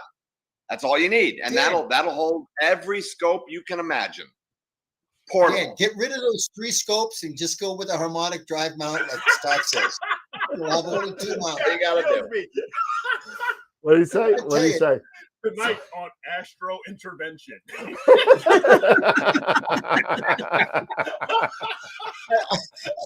I've heard of AA. Maybe we got to start something with Astro. God. Oh, all right. Astro AA. All right.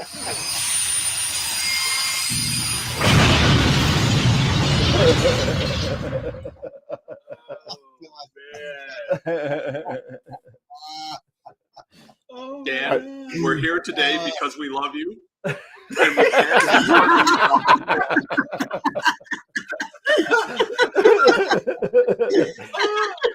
You know what? I should really, I should really consolidate. Yes, I should. I am definitely, and that's the problem working in a telescope store. You just have toys, and you just keep like, I mean, you got to see. Forget about the closet. You got to see the shelf in front of me. It's a mess. I mean, and hold it. He said he could not afford to buy the AP scope.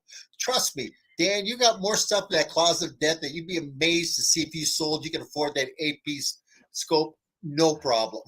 Where's the? Yeah, and you could put the AP scope on that RST 300. Yeah, there you Absolutely. go. And where's the? Oh man, there's going to be a fire I tell you, sale. Dan, Everybody get we're ready. going to have the yard sale, Dan. Everybody Dan. get ready to go on cloudy nights. 3 weeks. No. We're going to have it here on the show, man. We're going to have an auction. Oh my goodness! Right here. There you go. Where's the 960? Here's the HE Pro webcam. All right, so here you go. So all right. So these are all. There you go. I have a bin just for caps.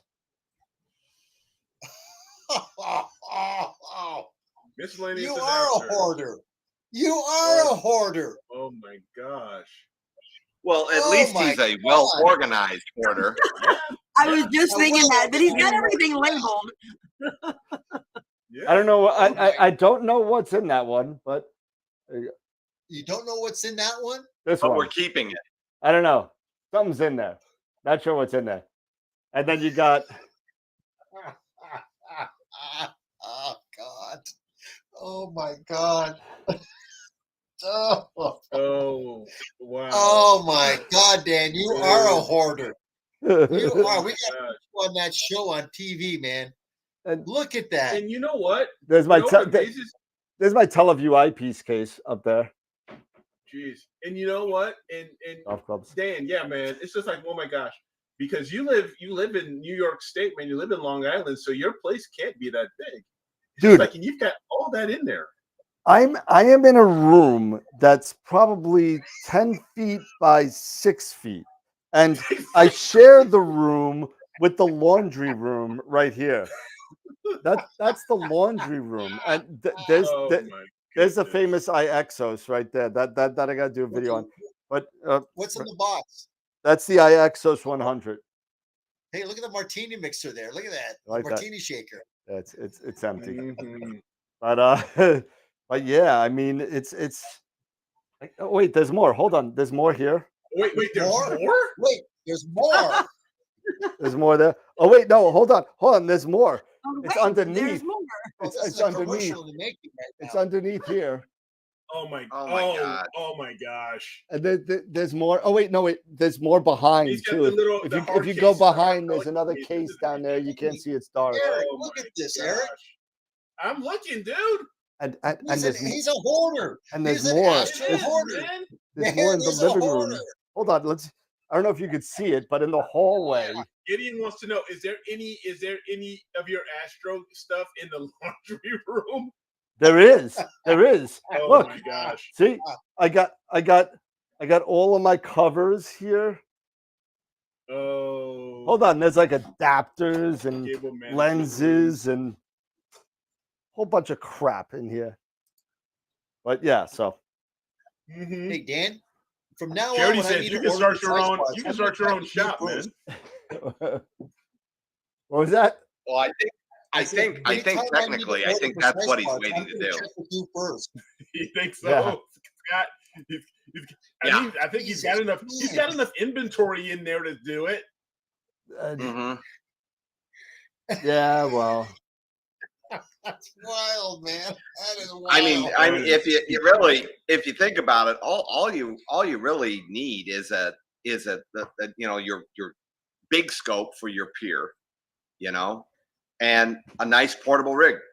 yep. And you get a nice portable rig that can hold 50 pounds worth of gear. More is the better. Everyone wants to know, can we win these items tonight? Let it go. Let it go. Let it go. Sorry. Hey, man. Yeah. Man, when are we going to have a drawing for some of the stuff you just never use? Come on, we got to start kind of cleaning out that closet of death, man. Some of the stuff like the adapters I might let go and stuff like that. But I mean, I'll be honest with you. I mean, like maybe something like this, I'll let go. Here you go. Here's a little something. If I don't drop stuff, well, Yeah, Dennis, no kidding. So now we know. Yeah, he's getting the AP. This- He's gonna sell it. this is an all-in-one 80mm auto guiding package. Yeah, It's I remember got- seeing those on Explore Scientific. I wanted to get that Orion refractor. I just don't want the Okay. the camera. Do I hear going But I on? was- Do I hear $200 going? The camera comes with it. It's a thread. thread-on camera. I use this for Okay. years. It's been, let's see, it's a tiny chip. I mean, it's like Yeah, it's maybe a super tiny, 290 or even smaller. But Yeah. I mean, and it's the original. This is the original Orion short tube 80. This is not the Yep. this is not the T or the A or whatever. This is the original. There you go. Focuser works, moves in and out. It's like the tide. It goes in, it goes out. Who cares? You know? Dan, Dan, you want Charity- to buy that AP scope, right? There What's you that? go, man. I tell you, you want to buy that AP scope. You got enough stuff there to make up the difference. I do. Just I do do. it. Yeah, I'm changing my vote. I'm gonna Charity. say Yeah. sell your stuff and get the AP. Yep. No. Yeah, Charity Supply- has single-handedly blamed you for all of the backlog on gear now, Daniel Snap. Yeah, the You're the reason supply. why. Kept saying supply Yeah. chain issues, man. I am the supply chain. So, Oh, Mr. I am the law. Sorry. Oh my gosh. Yeah, Oh, I mean, you know, that's one of the things, usually like kind of like I'm like bad. Whenever I worked somewhere, I always had a whole bunch of crap from wherever I worked. So like when I was working for CVS for 6 months, I worked there and I found out that you get 40% off any CVS products. My house was filled with crap that I would never touch in my life from CVS. I had like 14 packages of Colace. What the hell do you need an entire case of crosses for? Man, you are a hoarder, man. You just admit it. You are a hoarder. I get it from my dad. I'm sorry. You got to see. You know what? If I showed you pictures of my dad, he was a newspaper hoarder, and Yeah. he had newspapers all over his living room from like 12 friggin' years ago. And I'm like, dude. And if you see the tattoo on my back, if you ever see the tattoo on my back, I got a tattoo, memorializing my father. And in that tattoo is a freaking folded newspaper on a workbench. And that's what and that's what it's all about. But I mean, it's But That's funny. I'm not really a hoarder. I just like my toys. Yeah, but if you never use them, He's like, what's the you work at point? McDonald's, right? Where's the Big Macs? Oh. He's hoarding Big Macs and chicken McNuggets. Right here. Oh my gosh. Oh, Yeah, I God. can't unsee that. Thank you. Yeah. Oh, all right. So it's 9:45. Why don't we spin the wheel? How about Go that? for it, man. Yeah, Why don't we you do know that? what? You need to start throwing extra prizes on that freaking wheel, dude. You know, just for all your stuff. and you know what the funny thing is that I can show you more stuff, but some of it isn't mine. So He's you know, even keeping stuff that isn't even his. no, I have a 11-inch edge in the living room that I'm working on for a customer that Yeah. wanted me to take it home and put the new, do kind of system on it. You And, remember that? You remember that scene in Close Encounters? When Richard Dreyfuss is in the living room and he's trying to explain fractions to his kids, and you Yes, I look do. around the living room, and it's like, I don't want this stuff on my table," said Terry Garr. Right? Yep. What is this?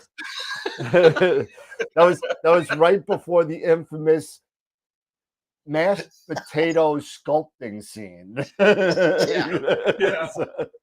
And the infamous let's butter my corn with a piece of bread. Like this. Yeah. But oh God, we're really we know it's a Friday. It's a Friday. It's a Friday. See, Dan, look what you started now. Look at this. We blame you for this one because you started it with the closet of death. I don't know how it got this lost. We're lost. We're done. Yeah, it's real simple. You just you sell all the stuff that you don't need. You make your wife happy. You get the scope and the mounts that you want, and everything's good. Absolutely, everything is happy. Yeah, and there's Cap, and all we're gonna get is a stinking filter wrench with the shirt. Oh, there are two lucky people, two, and I forgot which boxes that I put them in. So I actually put it underneath the shirt. So make sure that you look underneath the shirt. Some people got the lucky filter wrench, and now what I expect for the cost of that filter wrench. I expect something in return. I expect some sort of AstroWorld swag and a picture on social media about that filter wrench. I expect that from those two people. Oh my God! And here's Gideon saying, Hey, by the way, before we get to the in wheel, front of your Daniel, house, things falling off the Get the- trucks. yeah. Did that ad come through? Charity says. Oh my gosh! Check this Thank you, out. everybody. Yeah. Thank you. Did the ad come through Guys are awesome. on Our Gmail? members are No, it awesome. didn't. I'll check again. No, it's not there. Whew. Oh man! I'll look at my spam. Hold on. Let me see if it's in my spam. Nope. Not there. HRADO13 at Gmail. Yeah, I got that. Hold on. I'm gonna try to put it in a drop Apple Dropbox kind of thing that you can then download the link. That's fine. That's fine. All right. Well, Pete's out of wine, so we should really kind of. I'll be right back. Geez. We must. This is definitely a weekend show. This is no doubt that this is a weekend show. This should be like a Saturday afternoon special. That's what this should be. But so let's go. I just resent it again. All right, I'll see. You should be able to see it. Yeah, and who's our picture of the week? Oh, we got to do that picture of the week and picture of the month. Yes, it's Friday. Oh my goodness! See, you guys got me talking garbage, and people. We got business to take care of. Come on, you guys got to cut me off like Stevie Wonder. Just take the award and go. But all right. So let's do the spinning of the wheel first. So we're gonna do open, and we're gonna do, what do we have tonight besides the cam? We had Masters of Pixinsight, was it? Yeah, I think so. Yeah. I just want to make sure. Yes, it's a Masters of Pixinsight class. Now the next Masters of Pixinsight class is, I believe, this Tuesday. Yeah, this Tuesday, if I remember right. They're talking about M101, and Ron, Warren, and Pete are going to be getting together and processing M101 from the one-shot color camera from after the stack to finished. So it's usually about 2 hours. It's 7. I just want to double check it. I'll share my screen. Let's see, Masters of Pixinsight, and I will share my desktop. And here is the Masters of Pixinsight website. So for those of you that are interested, it's mastersofpixinsight.com. And if you go into workshops, it'll tell you what workshop is next. And the next one, like I said, is next Tuesday, June 21st at 7 p.m. Eastern. If you don't win and you wish to purchase it, it's $35. They give you all the process icons. They give you all the data so you can practice what they're talking about. So it's really, really a cool tool and process that you could go through. And you could also buy any previous workshops as well when you go to their website at about $35 a pop. So that being said, we'll go to the IP for AP wheel, and we will spin the wheel for the IP for AP, the Masters of Pixinsight class. Here we go. Boy, that pie is getting narrow with all the names. Look at all the names on here. Oh, John G. Oh! John G wins the Masters of Pixinsight class. Congratulations to John. If I can remember correctly, John G is one of our Black Hole members, one of the two that we have. So John G, you'll be getting an email from me tomorrow and follow-up email from Pete Poole regarding how to process your Masters of Pixinsight award. So congratulations to John G. All right. And let's go to, go to the next giveaway. And again, remember, I'm sorry for everybody else that was not involved in this. This is a makeup spin for a camera that somebody didn't claim. So we're gonna change this open to the original. Okay. Now, as you see, there's numbers on the side. This again, like I said before, was a purchased a giveaway, so it was a raffle, I guess you could say. And all the donations went to AstroWorld, and you were able to purchase up to 10 chances. So Mark Ellis, like I said before, and Timothy Sessoms. Mark said you could kick it back, and Timothy Sessoms was the original winner that didn't claim it. So we're gonna spin one more time and see what we can see. And let's give away this camera.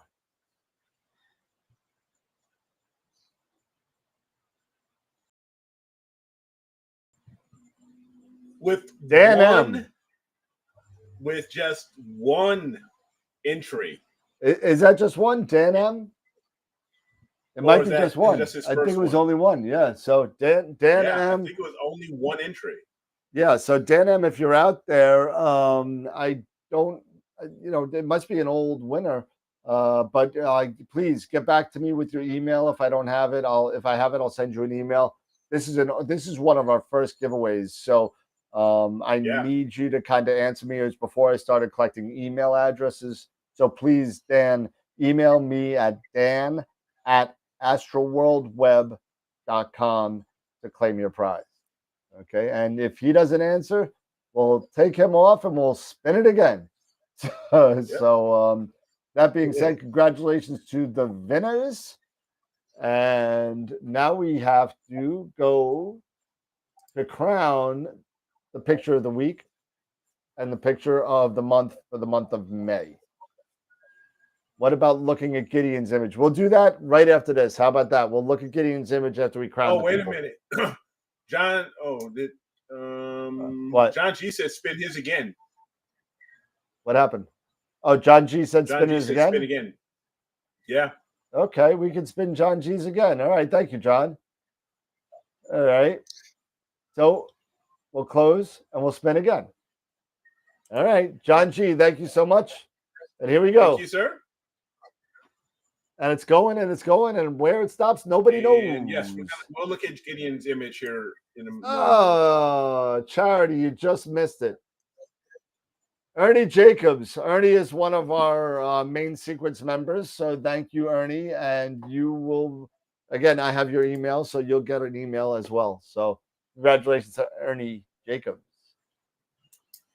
All right. So we got Ernie and we got Dan. So there we go. All right.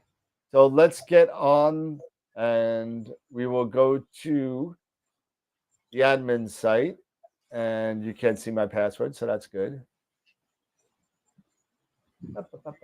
Okay, so we got the picture of the week, right? Yeah. So we could go and we could check the picture of the week first and see refresh our memories and what was nominated for picture of the week. So picture of the week, and this is our website for those of you people that have never been there, and this is where you. It's not coming up on YouTube, Daniel. Okay, how about now? There we go. There we go. Yes? Yes. Okay. I'm waiting. I got lag. Yeah, there you go. It's there. Okay, good. So for those of you that don't know the website, you go to AstroWorldWeb.com and you can go there and you can import your pictures of the week. You can see the blog, some of the stuff that we've been talking about. You can go to the store, buy some stuff, and again, when you buy stuff from here, we just got our first $100 in here. Actually, it's more than $100. It's more than $100. We got our first $100 donation ready to go to a local or a members, let's say, a members astronomy group. So only a couple of people have gotten back to me so far. Now I'm going to wait a little bit to do the wheel on that.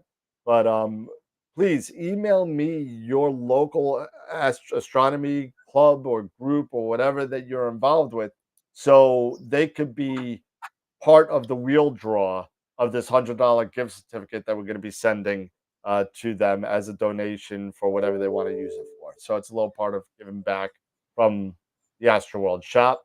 Our sponsors also, they have their own link here, and you could go to everywhere. You could go to everyone's webpage, and if you want to contact us or if you want to sign up to our newsletter, you could go there as well. So we have about 60 people getting the newsletter every month, and almost everybody opens it. I'm shocked.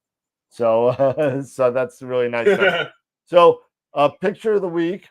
Going back to it. So, if you ever want to drop a picture of the week, you just click on the Google Drive, and it will send you to where to drop it.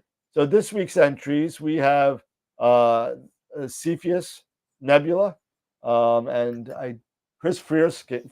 I'm going to pronounce this wrong. Chris Frierson did 28 hours worth of data on this. A really nice image. That is really nice. We got Greg Meyer, Star Trails. That's not just Star Trails. Really cool. That's not just Star Trails. That's the Milky. You got the Milky Way in the middle. Yep. Yeah. Really nice. That looks like something you'd get at Starbucks from a barista. Oh my God. We got the Iris Nebula. Not sure who that's by. They didn't give a name. Didn't give him a name. Nope. We got Dave Schaefer's Orion Nebula. Oh, the Orion. My bad. Yep. And we have the Elephant Trunk. Okay. So. And you know what? That's really cool. That Elephant Trunk. And because if you look, he's using an AVX. Yep. And to get that off of an AVX, that's pretty darn good. Yeah, FRA 400, 2600, and the IDAS NBZ. Yeah, that's pretty darn good. All right. So image of the week ends. What's up, Pete? Oh, no, I'm just saying is that NBZ filter with the one-shot color camera is absolutely, it's the best. Yep. It is.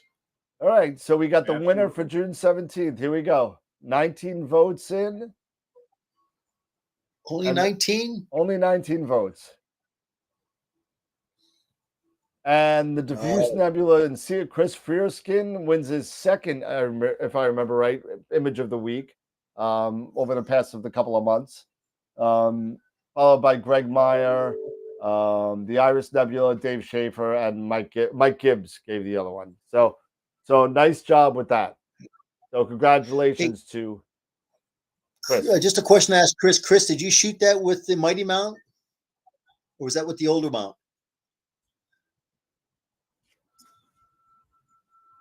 Is he in there? Okay. He's in there. Yeah, I'm waiting. I'm looking at the chat here to see if I'm sure he'll maybe respond here.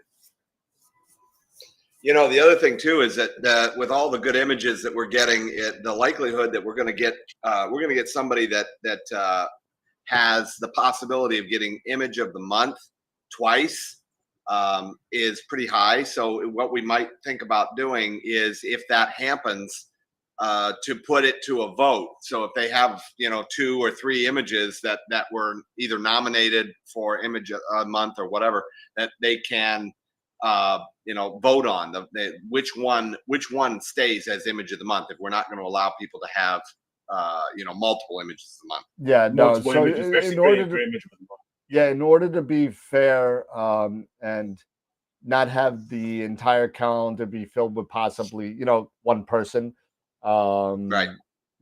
So if there are 4 images in a month, if the person wins, I think I might have put this in the rules, I might have not. If the person wins a second picture of the month, I think you're right, they can choose which one they want. However, for the other month, the second place person gets the picture of that month. The runner-up. Yep, the runner-up gets it. Runner-up. Okay. Yep. Okay. And then it goes to Miss Congeniality. There you go. All right, and now we got the picture of the month. And if I could go, let's see, picture of the month. Let's see. So picture of the month, we have Dave Schaefer's needle. It's not up on. Can you share YouTube. it? Can you bring it up on the screen? Sorry. There you go. There you go. So Dave Schaefer's needle. We have Mark Muratori's 101. Yeah. We have Josh Kovac's M13. And then we got my picture, the vote picture. Yes. All right. I vote for vote. So here we go. So let's go into the all polls. And I think let's see what happens. Picture of the month nominees, May, 24 votes. Nice. Okay. Good turnout. Drum roll, please. And we have a tie. Oh. We have a tie. Dave Holy Schaefer cow. and Josh Kovac with 8 votes each, followed by Marks with 6 votes. So we got 8 votes each. So in this case, and I think this is what we did the last time this happened, is that both of them, even though for picture of the month, we're going to split the month in half on the calendar. We'll have both of them.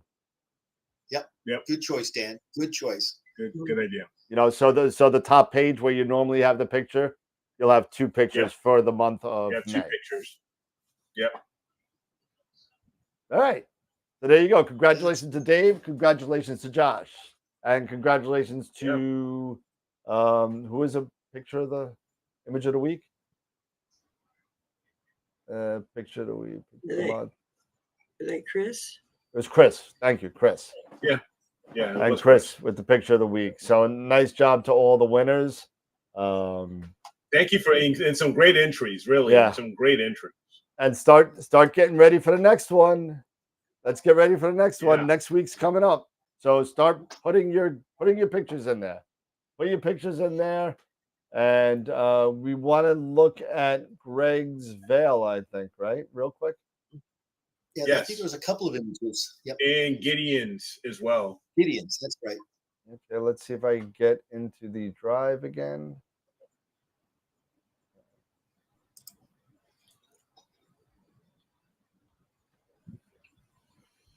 And where's AstroWorld's drive? While you're doing that, let me right back. All right. So critique. Yeah. Guys, tell me what your pictures are because there's no names in the file names. So I'm not sure.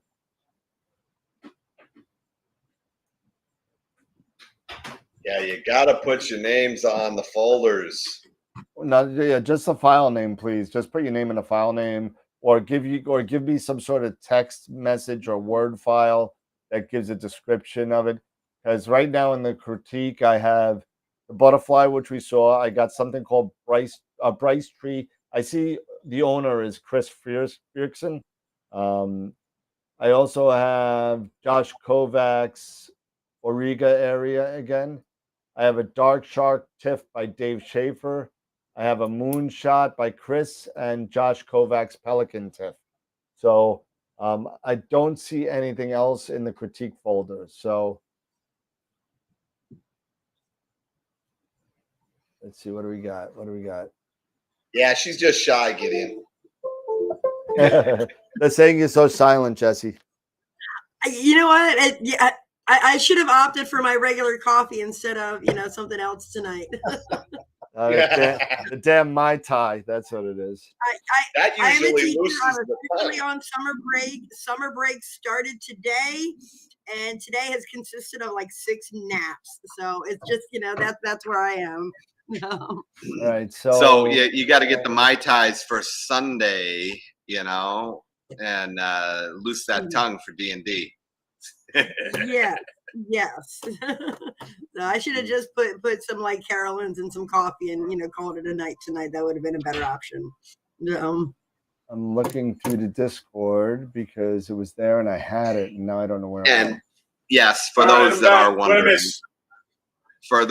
wondering, the people that are part of AstroWorld, not all of us, but there's a large part of us that are D&D nut jobs, and we love tabletop gaming. So yeah. All right. So I got it here. Unknown JPG. There it is. There we go. And then we could do that. And then we could do this. This is Gideon's. Okay. Right here. And let me zoom in on it. Okay, so we got the Veil. We got East the and entire West, Veil. East and West, and Pickering's Triangle. So we have that. In the triangle. And I got to tell you, I always love this. I love the xenomorph part of the Veil. Yeah, I do. That's probably one of my favorites. Yep, right here. Yeah, I love that. Yeah, It's freaking awesome. It needs to be rotated correctly, coming out of Harry Dean Stanton's stomach. So, and makes that cute little sound, and then runs. Yeah, but I think that's Hurd, isn't it? That was the actor Hurd.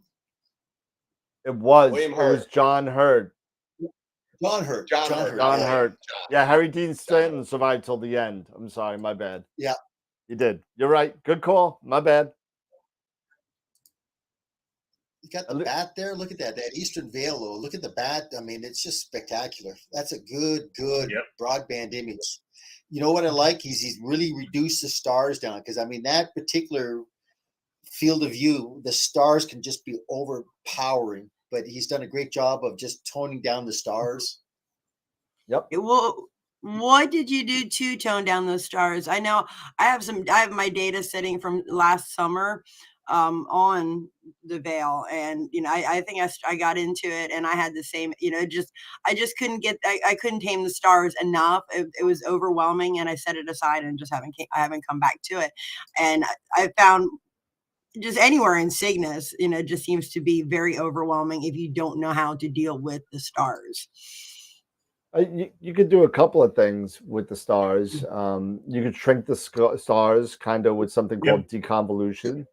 I've used a morphological transformation. And I either go too crazy with it or not enough. I haven't been able to find that sweet spot yet. With this particular target, I've been more successful with other ones, but yes, I'm curious what exactly he did with this.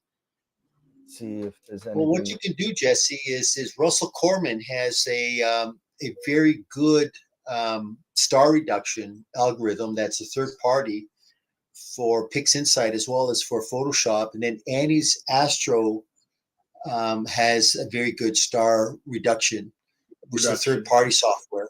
And they're very good to use. To be able to shrink the stars. You're talking about the Exterminator, right? Well, there's Star Exterminator if you want to get rid of all the stars, but he also has a star shrink. Yeah, and Annie's Astro and Astronomy Tools 1.6 if you're using Photoshop. Has a really nice. It's called. I believe it's called Make Stars Smaller. Smaller. Yeah. Mhm. Yeah, and there's like something like 20 different actions and macros that you can download for Photoshop. We talk a lot about Pixinsight on the show, and APP. We don't do a lot of talking about Photoshop, even though I know Scott's a big Photoshop user and his wife does a lot of work with it. Yep. But a lot of us use Pixinsight, but there are a lot of things in Photoshop and Lightroom that Pixinsight just can't do. So don't overlook all the tools in your toolbox. There are certain things that You have to do a mask you have to do a mask in Photoshop in order to do Annie's or no. Nope, absolutely not. I mean, on my AstroBin, I just all those images on my AstroBin website are all done through Photoshop, and they're all third-party software that I use just to be able to shrink stars down and to eliminate the stars too. So, as I said, there's a multitude of different ways. Some great plugins like Annie's Astro and Russell Corman has got some great plugins. Let's see. Somebody else wants another one. The Bryce Tree. And I'm going to download that. Oh, that's a pretty cool shot, but I'll download this real quick. And download. I can't see it. I'm working on it. Give me a second. Well, damn it, work faster. I can't. There you go. Ooh. Oh, look at that. Oh, nice Milky Way. I got to say, that's some awesome composition. I love the composition of this picture. Yeah. The way Daniel, that can you bring it full screen so it eliminates the white borders? Can you eliminate the white borders? What white? There's no white borders here. The margins on the right and left of the screen. Can you bring it full screen? Yeah. No. No. There you go. No, that's not it either. I don't know why I'm seeing white borders right now. Okay, that's all right. Yeah, zoom it all the way out. Is it all the way out? Okay, that's all the way out. Now you can bring it. You can bring it in just a little. There you go. Hold it. Yeah. I just love the way it looks like the tree's on fire to me. The Milky Way's the smoke of the tree. The tree's bending to the left a little bit, and it just kind of. Bryce Tree, is that now, in Bryce Canyon? I'm not sure when he took this, but you can see quite a bit, in that coal right there in the center. I mean, there's a couple things in there. Yeah. Well, I think this is the lagoon and the Trifid. Yeah. Right here. Yeah. Got Ptolemy's, you got the butterfly cluster. Yep. You got Sagittarius Starfield. Yep. You can actually see M16 up top there, just a little bit above the Sagittarius Starfield. Maybe. Yeah. Just right up there, Dan. Keep going up diagonally. My only wonder on this, to the left. Just go to the left a little bit, right there. Yep. There you go. Yeah, right there. My only question on this is, and I'm not as good with with DSLRs and with the landscape as maybe you would be, Scott. Since you do photography professionally. Would this have been a bit better with an increased ISO?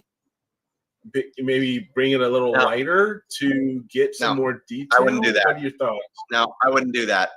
What I would do would be to do a couple of different exposures and have plan it out so that you could possibly illuminate the tree with either a flash or a steady on light of some sort to kind of illuminate the tree. And possibly the other trees. Pull that picture back up again, Daniel. So it's of the tree. It's 3 6-second pictures for the tree. Yeah, what I'm saying is that he could illuminate the tree with like an LED, you know, Like a light color painted. corrected LED. Huh? Like Light painted. Like Exactly. Light painted. Yeah, because you see that the contrast is there and the silhouette is great. Now, if you're going for silhouette, then forget what I'm saying. But if you want to accentuate that that foreground, you could light paint the tree. You could light paint both the trees. Now, you might need to have maybe a couple of people to help you. I can't tell how far away from the camera lens that tree is. Are we talking? Is it 100 yards? Is it a half a mile away? It's probably not a half a mile away, but I don't know. I don't know how. It could be several hundred. Yeah, it could be a couple hundred yards though. Yeah. But you could very easily light paint those trees if you had a couple of people to help you and capture some of the detail in those trees, and it won't take anything away from the Milky Way at all. Yeah. But yeah, I would. That would be something I would do. I do like the silhouette. However, I think that you could take it to a next level by trying to light paint the trees. And you might try just light painting the one tree and see if you like what you get. All right, cool. Yeah, Is the terrestrial work like that, it's more about art, you know, that you're not going to light paint the Milky Way. Okay. So what you get with the Milky Way is what you get, you know? So it's more about, all about the what you're foreground. getting terrestrial. Yeah. Foreground. Okay. Exactly. Yeah. Okay. That was Chris Frierickson's picture. Gideon's was the veil. Oh, okay. All right. Well, it's almost 10:30, fellas and ladies. Don't take any offense at that when I say that. It is all good. It's It a is New all York good. thing. It's a New York thing. No, Everybody's dude, you know. So you know that's. Yeah, I call the kids at Yeah. school guys. You know, it's just a hat. You know, it's like, all right, guys. You know, and it's, you know, in this day and age, you know, they get to a certain age and they start like, well, you know, I'm not a guy. This is, you know, I'm like, Yeah. okay, all right, ladies and gentlemen. All right, folks. All right, well, I am going to be going to take some images of the veil right now to test the NBZ that I just bought. So I'm going to be doing that. Cool. Because right now it's just about now it's just getting over the house for me. So Is this front finally packed? Because you're not too far from me, Dan. Is this weather finally moving out? Oh, it's beautiful outside right now. It's clear as a bell. It'll be clear all night. It is, I'm looking at my forecast on my computer, and it's saying it's clear. And they had not been calling for it. They've been calling for just pop-up storms. So I never even, you know, put it in my mind. But I've been looking. It better for not the be past raining half on my hour. Esprit. I'll be very upset. Mhm. But that being said, you know, let's do a final round of final thoughts and call it a night. How about that? Just before we get to final thoughts, let me just quickly respond to Chris.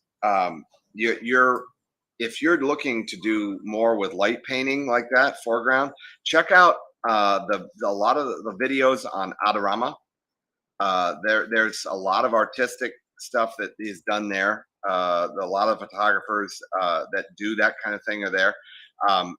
But just Google, you know, light painting foreground for terrestrial work.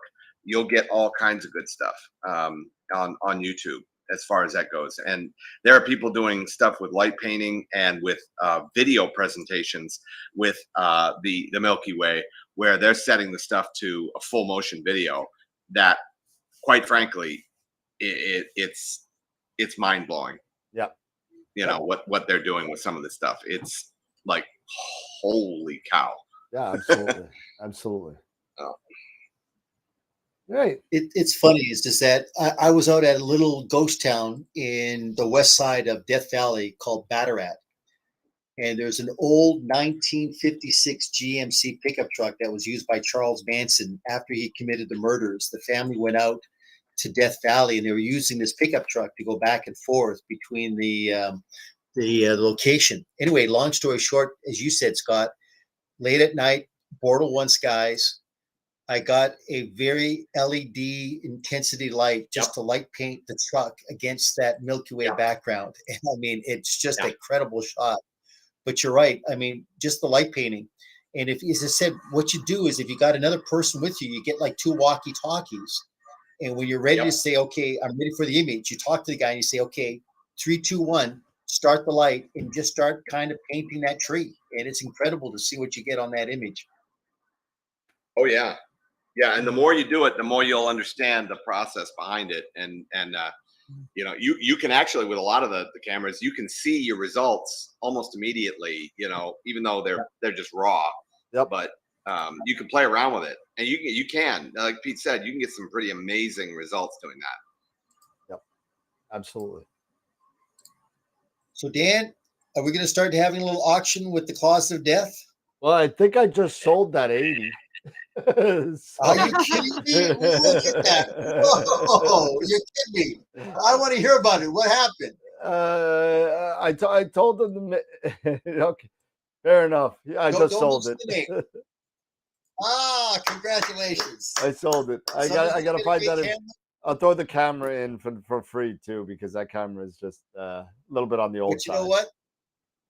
He gets a great camera and a great scope, and you get some more free space. I got that. You know what? That was on my humidor. I don't know what I'm gonna put on it now. So, but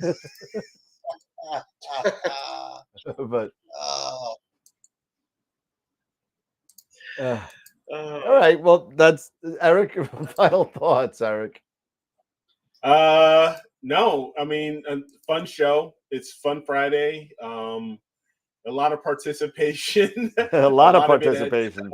A lot of it at Dan's expense, but still just a great show. Yeah, and you know, have a fun week, you guys. While I'm gone, and I know I'm gonna have a fun week. Absolutely. But no, and get out there. I mean, right now, Jesse, if you can get out there, you know, this weekend, you know, hopefully, you know, the weather would be just as good for you as it is for me right now. And just try to get out there. And if anybody gets, and if you get, and everybody else, just get out there, start imaging, have some fun. Yep. And happy Father's Day to all the dads. You stole my thunder. I knew it. Mr. Pete? Well, this is the question to the viewer membership. You know, Dan's got an opportunity now to get that AP Starfire. So you know he's got a lot of good stuff in that Closet of Death that he has to get rid of so he can make up that difference in the balance to be able to get it. So you know what? Reach out to him, ask him what he's got available, and make him an offer. Because Dan, you don't need to have 5 pounds. Better yet, call his wife. She'll put the screws to him.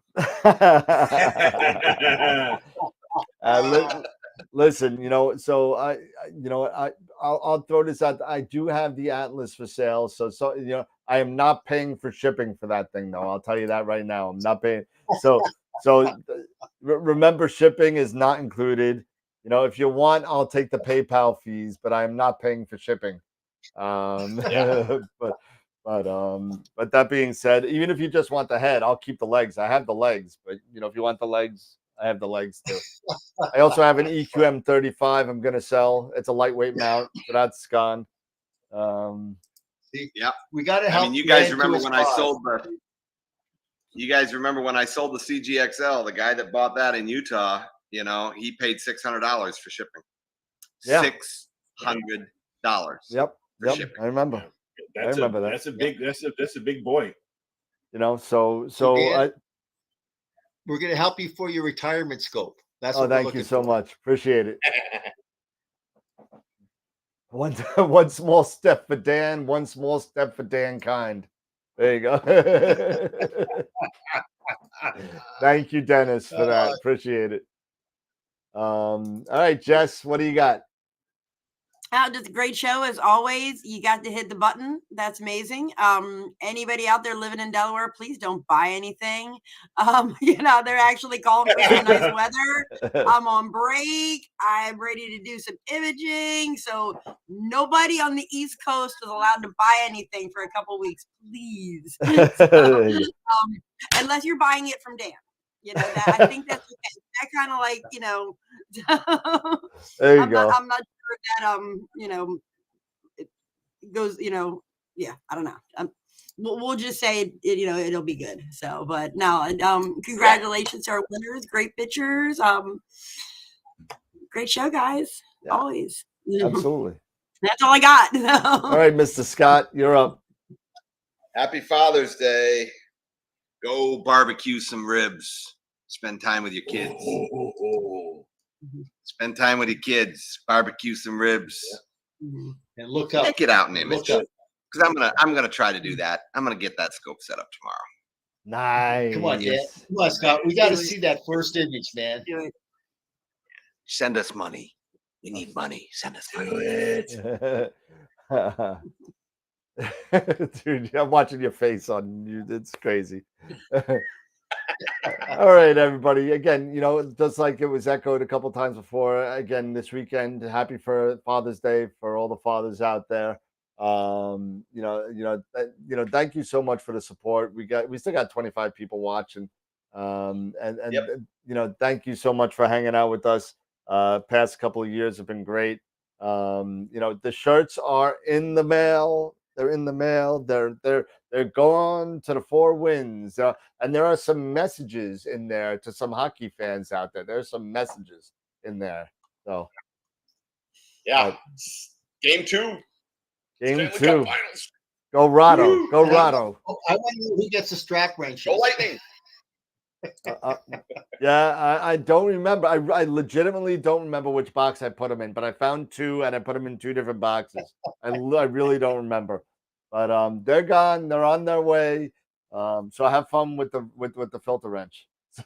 So no, stop. You guys are perverted. Come on, would you stop it? Oh my God, this is a G-rated show. Come on. I can't with you people. I didn't say anything. I didn't say boo. I heard the perverted laughs in the back of my head, and I heard it. Anyway, everybody. Well, we're just jealous because the little voices talk to you, not us. Yes, they do. They talk to me. But anyway, everybody, have a good night. Don't forget, this Wednesday, we got Ron Breacher coming on, going to be talking about some new processing techniques that he's been working with in Pixinsight. It's going to be really cool. Whenever Ron's on the show, it's just an informative show, and he does teach it so well. So feel free, Jesse. I know you normally come in just on Friday, but feel free to come in on Wednesday as well. You have your own. I don't have to set my alarm until August 21st. You have your own number. You could log in. Nobody's going to use your number. You don't have to be on time. You could just log in whenever you want. So feel free. Y'all might just see me. You are now a. Oh, by the way, did I ever send you a shirt? By the way, I do not have one. You got to. You can just wait. You can just hang on to it because hopefully, as long as the weather and everything holds up, you'll see me in Cherry Springs in July. So you can just bring it to me up there. That'll work. Just send me your size. How about that? Very good. All right. So everybody have a good night. Happy Father's Day for you Sunday people. Don't do the barbecue. Do whatever you need to do to spend time with you, your family, extended family, whatever, and have a great time this weekend. So everybody have a good night. Come see us next Wednesday night at 9 p.m. And as always, remember, keep imaging, keep educating. And we got the hand of God. It's like white, like kind of like you can't even see it anymore. It's like Pete's like half evil. He's like half evil, half light. He's like now he's all light. Oh my goodness. He's like Danny Aiello in Jacob's Ladder, the face. But yeah. Yep. Oh God. Everybody have a good night, and we'll see you next Wednesday night. Thank you for watching. Take care. Bye-bye, everybody. Good night, everyone. Bye-bye, everybody. Have a great weekend.